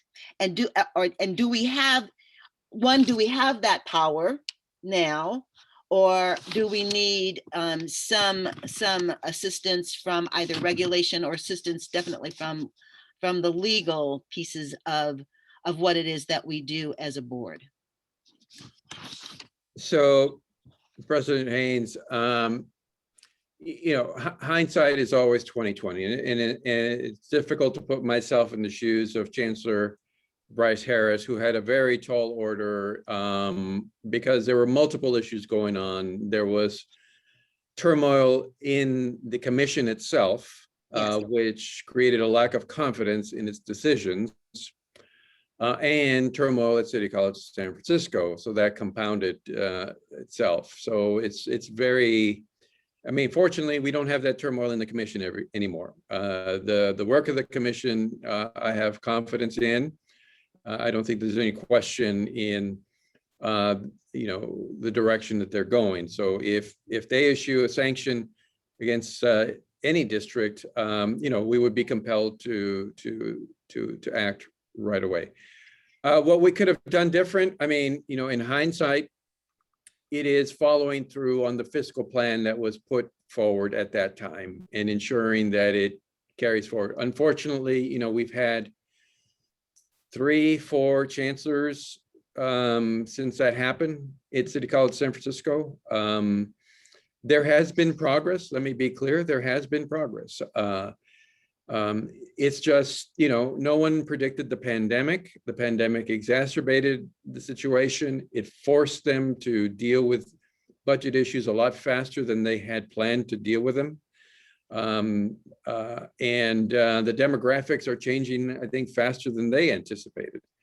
And certainly, the city of San Francisco may choose to invest more money in City College of San Francisco. That is their right. And we will be taking a hard look at how the college uses the recent stimulus dollars. So it's difficult to unwind what happened before. I think the board did an amazing job of hanging in there for as long as you did with all the pressure. I think it was complicated by the commission's work. So I understand why the trustee was removed, but if there was anything we could have done different, it would have been to ensure that the budget changes that were needed at the time were followed through with. Thank you. I appreciate that. We have another question from Vice President Costa. No, I just want to clarify something, and you may still disagree with me, President Haynes, but I wasn't speaking to the issue of, trustees and all that, only that, I know FCMAT spends a lot of time with the chancellor on the financial matters, and I believe that there should be a training or more information engagement with the boards directly of these districts. And I could be mistaken, maybe this is happening, but to engage the board a little bit more in some of these fiscal matters. Well, I actually agree with you. One of the highest responsibilities of our elected boards of trustees in our districts is the fiduciary responsibilities and oversight. And it takes a while for those who are not dealing with finances all of the time to get what those numbers mean and what those indicators are. And what we don't know, we have to sort of frame it in questions that we get the right answers to. And so to the extent that we work with our boards on that, it's critically important. And not all boards have, for the district that I'm in, we sit in the seat of the Capitol, and we have former legislators and former advocates in the building who've dealt with budgets. So there's a real sensitivity there, but not everyone has that on their boards, and it's critically important to at least provide training and assistance. And while I absolutely think that the process that is outlined for us today is the right process, the question that's still gnawing at me is when does the chancellor's office, where's that point where you say, okay, we need to do this right now? It is unclear, and I know that every circumstance is different, but it is critically important that we engage, and it appears we're engaging earlier, which is a good thing. I just don't know when is it the time to pull the trigger on X, Y, or Z. If I could just quickly answer that question, Board President Haynes, because I think it's an important question. And let me be clear. We do have a threshold that we're working with in our office. One is the threatened loss of accreditation. So Peralta's accreditation will be in discussion at the commission in June. If there are sanctions beyond which they're already issued, such as show cause, we would come back to you at that point, because that is a definite threat to the loss of accreditation. Thank you. And then the other is whether or not they reach a threshold of not being able to be a going concern any longer. The fiscal piece. All right, we have two more hands up, Board Member Shaw and then Board Member Epstein.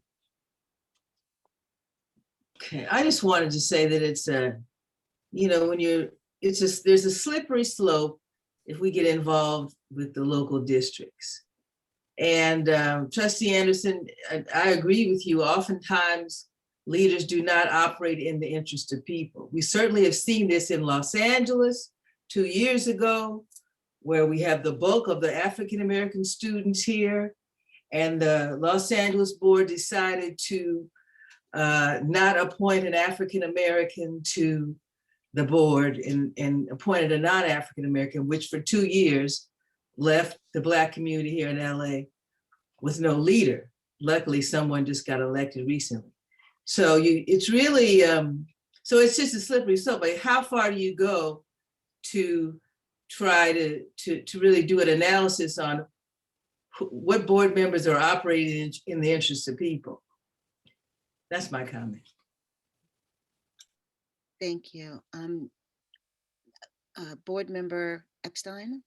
I'm sorry, I just wanted to add one more piece on San Francisco, which I do have a little bit of an obsession over. I agree with Chancellor Oakley that the fact that the accrediting commission was such a mess at that moment, it kind of gave the San Francisco City College people a target to shoot at that take the heat off themselves, and that kind of worked for them. They filed a lawsuit, and it kind of muddied the situation a bit. And then the city went and passed a measure that basically gave them free money for anybody who shows up for anything, regardless of whether they finish their class or, it was just like this gusher of money. And so I think that took some of the pressure off. But the one thing I do want to say about Chancellor Harris, who I think did an excellent job dealing with San Francisco and also put together, working with a lot of the college presidents and other college people in fixing helping to fix the ACCJC, formed a couple of commissions to look at the short and long-term solution, and I think that worked really well. And so that deserves he deserves a lot of credit for that. And so now San Francisco doesn't have that foil anymore, and they're going to have to face up to some of these structural issues that they've refused to for many years. Thank you. Again, Lizette, you wanted to? Yeah, if I can just add, I think one of the most important roles, I'm really glad to see the board engaged with this, because part of the fiscal health of our districts also means engaging you as the state board of our state leaders to understand the multiple layers and facets of fiscal health and what your role is. The other is, I think we don't want to see the list of districts that are on your growing concerns item. We don't want to see that grow. We want to see that shrink. And long-term, we want to invest early in our leaders. And we know how difficult it may be for leaders to emerge to a district. The last thing they want to do is get there and have show their boards that they have questions about finances. We know that, they'll often go into these roles and local trustees want them to walk on water. Our responsibility is to give them a space where they can inquire, learn, and be given the tools needed to address any problems much earlier. But we hope that across the state that boards of trustees also establish those cultures where there is time to develop that expertise and encouragement to seek out external supports for those. But right now, one important role that we have as supporting City College of San Francisco is in following through a long overdue plan to resolve their fiscal challenges. And this board can do that by supporting that political will. Thank you. We have one other question or comment from Board Member Hall. Yeah, the more we talk about it, and the deeper we get into it, the more complex it becomes. It goes back to what Member Epstein and Anderson said, where is the line of demarcation? We're not talking about districts all around the state regarding their fiscal problems. We're habitually talking about the same two districts, Peralta and San Francisco. So at what point, I don't know all the responsibility that we actually have, but at what point do we say, you know what, we've given these people enough chances, and ultimately it's the students being hurt. So how many chances does a district get?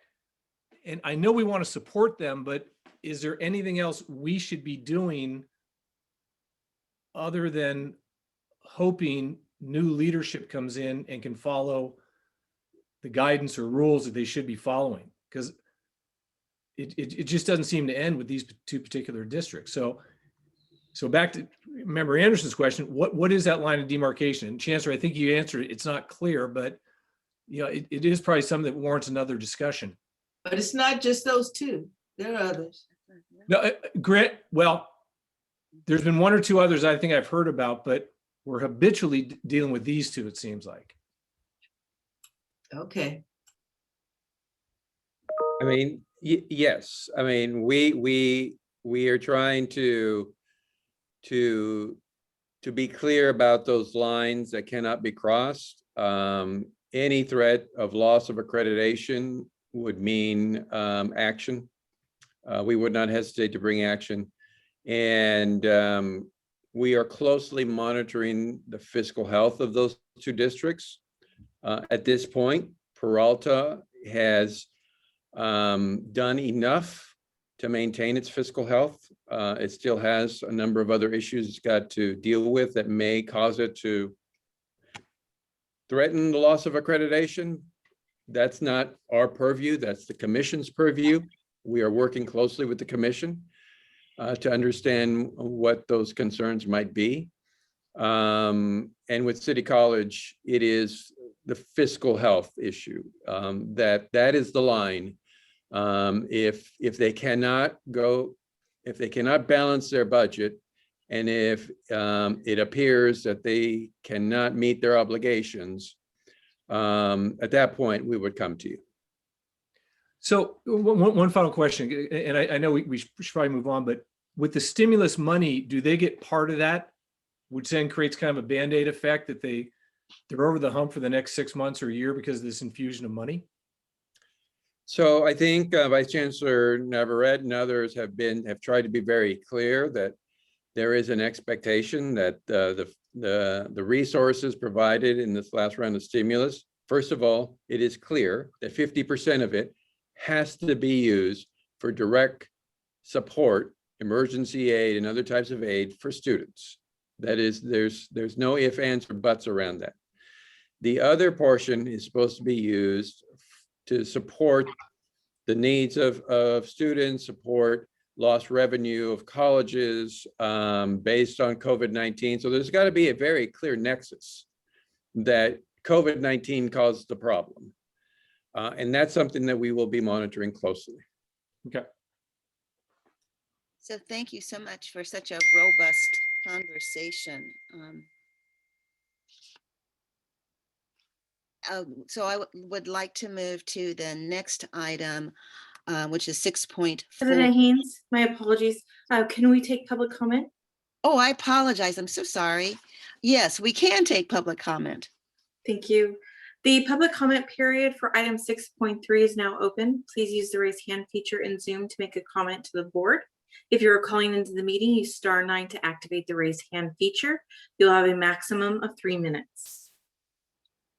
So we do have one hand up currently. We have E. Simon Hansen. You have control of your microphone and can address the board. Thank you. I should have introduced myself the last time. I'm Edward Simon Hansen, the Academic Senate President of San Francisco City College. And I want to thank you very much for having this conversation. I want to thank you for addressing the elephant in the room directly. I think probably the worst thing that could have happened is I would have listened to this presentation and had you not heard such a robust, concerned conversation about what's going on in the Bay Area. I do want to point out a couple things in effort to assist with where we put our focus. The focus of the Board of Governors is very heavily weighted on the CEO aspect of a college. And yet the college and the sustainability of the college is not the management of the college, it is the students of the college and the community that is there engaged in the learning process. Over a year ago, the Academic Senate passed a vote of no confidence in City College's own budgeting process. And at that point, we asked the Board of Governors for fiscal assistance. At this point, we are looking at cutting over 1/2 of our faculty, laying off all part-time faculty and laying off over 163 full-time faculty. This is going to devastate our community. And part of it is the issue of our community may not fit the exact same mold that the Student Success Funding formula has been trying to guide City College to be.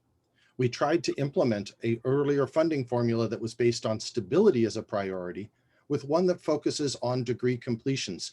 And it is a 10% bonus for a degree completion.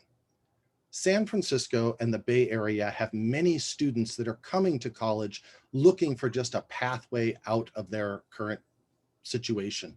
We had 30% of our enrollment be non-credit in ESL classes and English second language learners. When we focus so completely on an objective like degree completion as we've designed in student success, then we don't recognize what the population is that we are trying to actually nurture and that is going to be the population that's going to give us any pathway forward.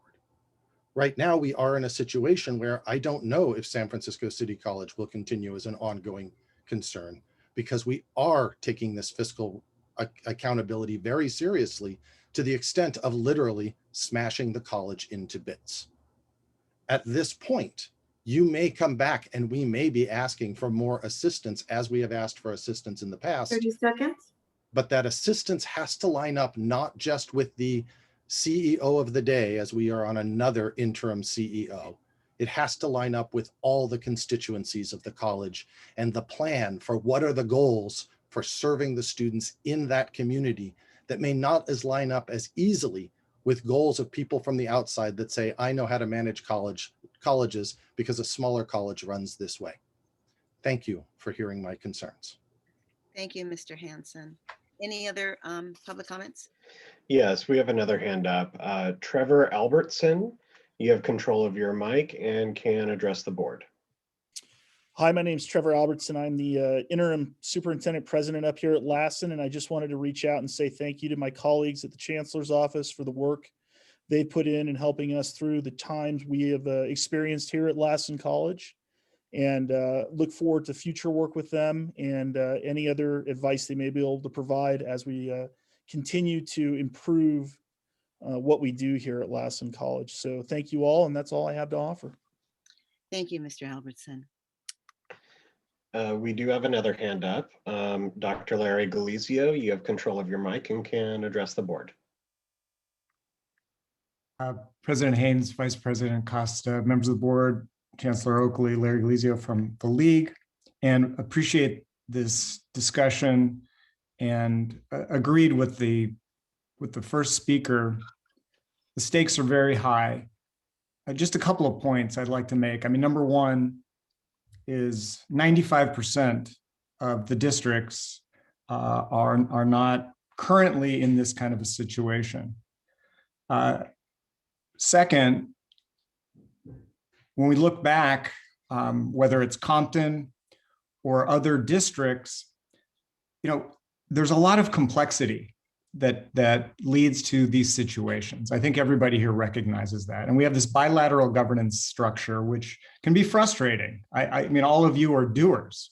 You want to help students, you want to make things happen. And I think everybody here is well-intentioned. Well, I know that. So appreciate that. We have 444 locally elected trustees. And if you count all the presidents of campuses or colleges, we have about 137 CEOs or people who are in leadership. And they have very, very difficult jobs. They're dealing with collective bargaining, political, institutional culture. We have the system with the greatest needs, yet we have the least resources to do the jobs that we do. At the same time, there needs to be accountability. And I would agree with Chancellor Oakley that accreditation is a mechanism that is really significant. And we are fortunate to have a much better structure and functioning accreditation system. And fiscal viability is, one of the standards, as is governance. So that is important. And, additionally, we do training and education with CEOs and with trustees. I think what Vice Chancellor Navarrete has been doing with Fiscal Forward is fantastic. And we want to partner with current and future CEOs. It is really hard now to get people to want to be a CEO. 30 seconds. Yeah, it is. It's very difficult. And at the same time, it is a remarkable opportunity. I would just say that these are longstanding issues. They're very complex, and there are processes when we do have outliers that have issues. So eager to work with all of you. We thank you for the concern and look forward to continuing the important work. Thank you, Mr. Galizio. And would that be the last public comment? Yes, we have no other hands raised. All right, thank you. This is an information item. I think it was a robust discussion and conversation. We're going to try to get through one more agenda item, which is 6.4, compliance with the 50% law. And again, Vice Chancellor Navarrete will be presenting. Thank you so much, President Haynes, and thank you for letting me bring so many important items to you. This work wouldn't be able to happen without an amazing team that supports the Chancellor's office. So I want to just briefly thank the College Finance and Facilities Planning team for everything in a very difficult year that included not only a pandemic, but also furloughs. So just want to briefly thank them for that. But this next item also is an information item, and I bring to you an annual update on the 50% compliance law.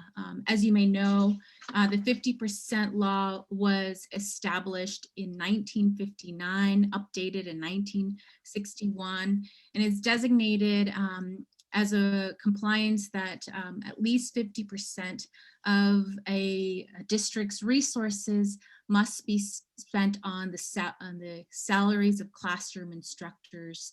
And so every year we monitor this to ensure that colleges are meeting their obligation and bring to you information on those who are not.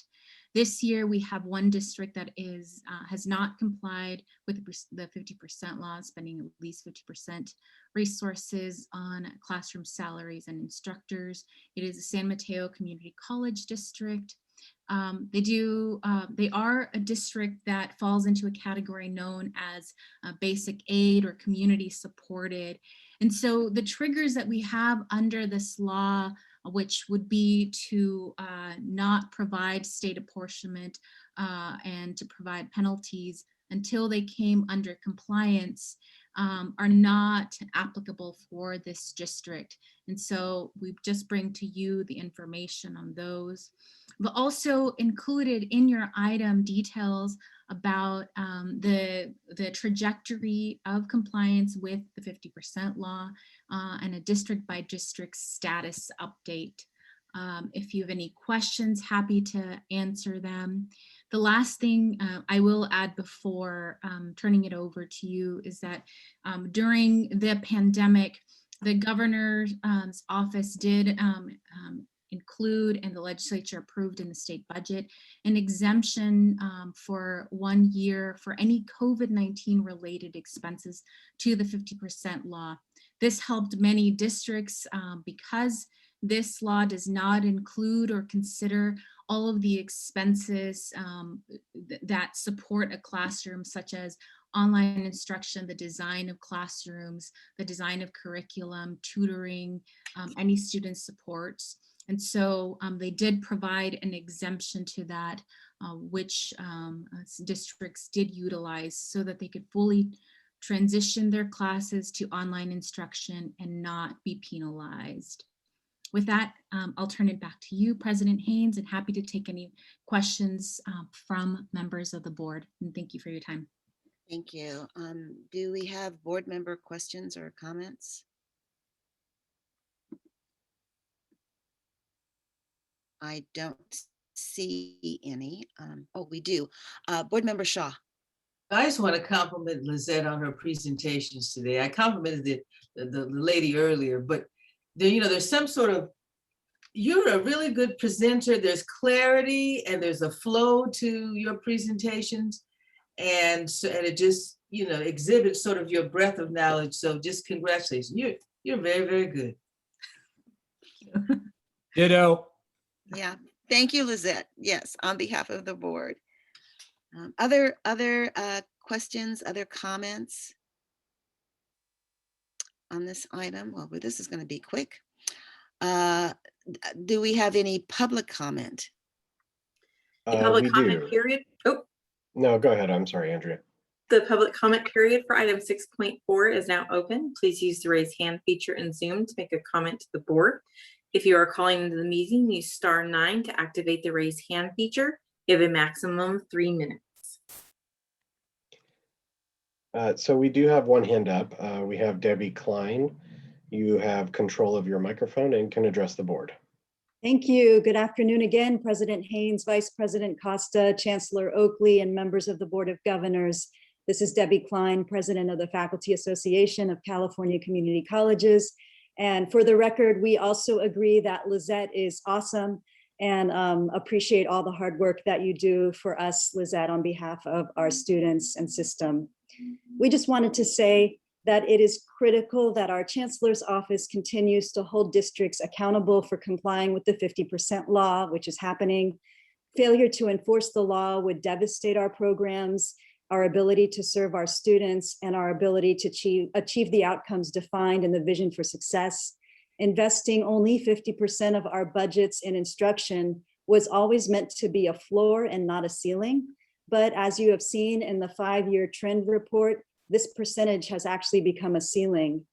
For the past decade, various work groups have recommended adding the counselors to the instructional side of the law, which would address one of the main concerns. Without the 50% law, there is no guarantee that instructional programs are a priority, and divesting in instruction, as we know, it has already limited student choice, opportunity, and ability to complete goals. Thank you. Thank you, Ms. Klein. Other comments from the public? Yes, we have Eric Kalyamagi. You can control your microphone and address the board.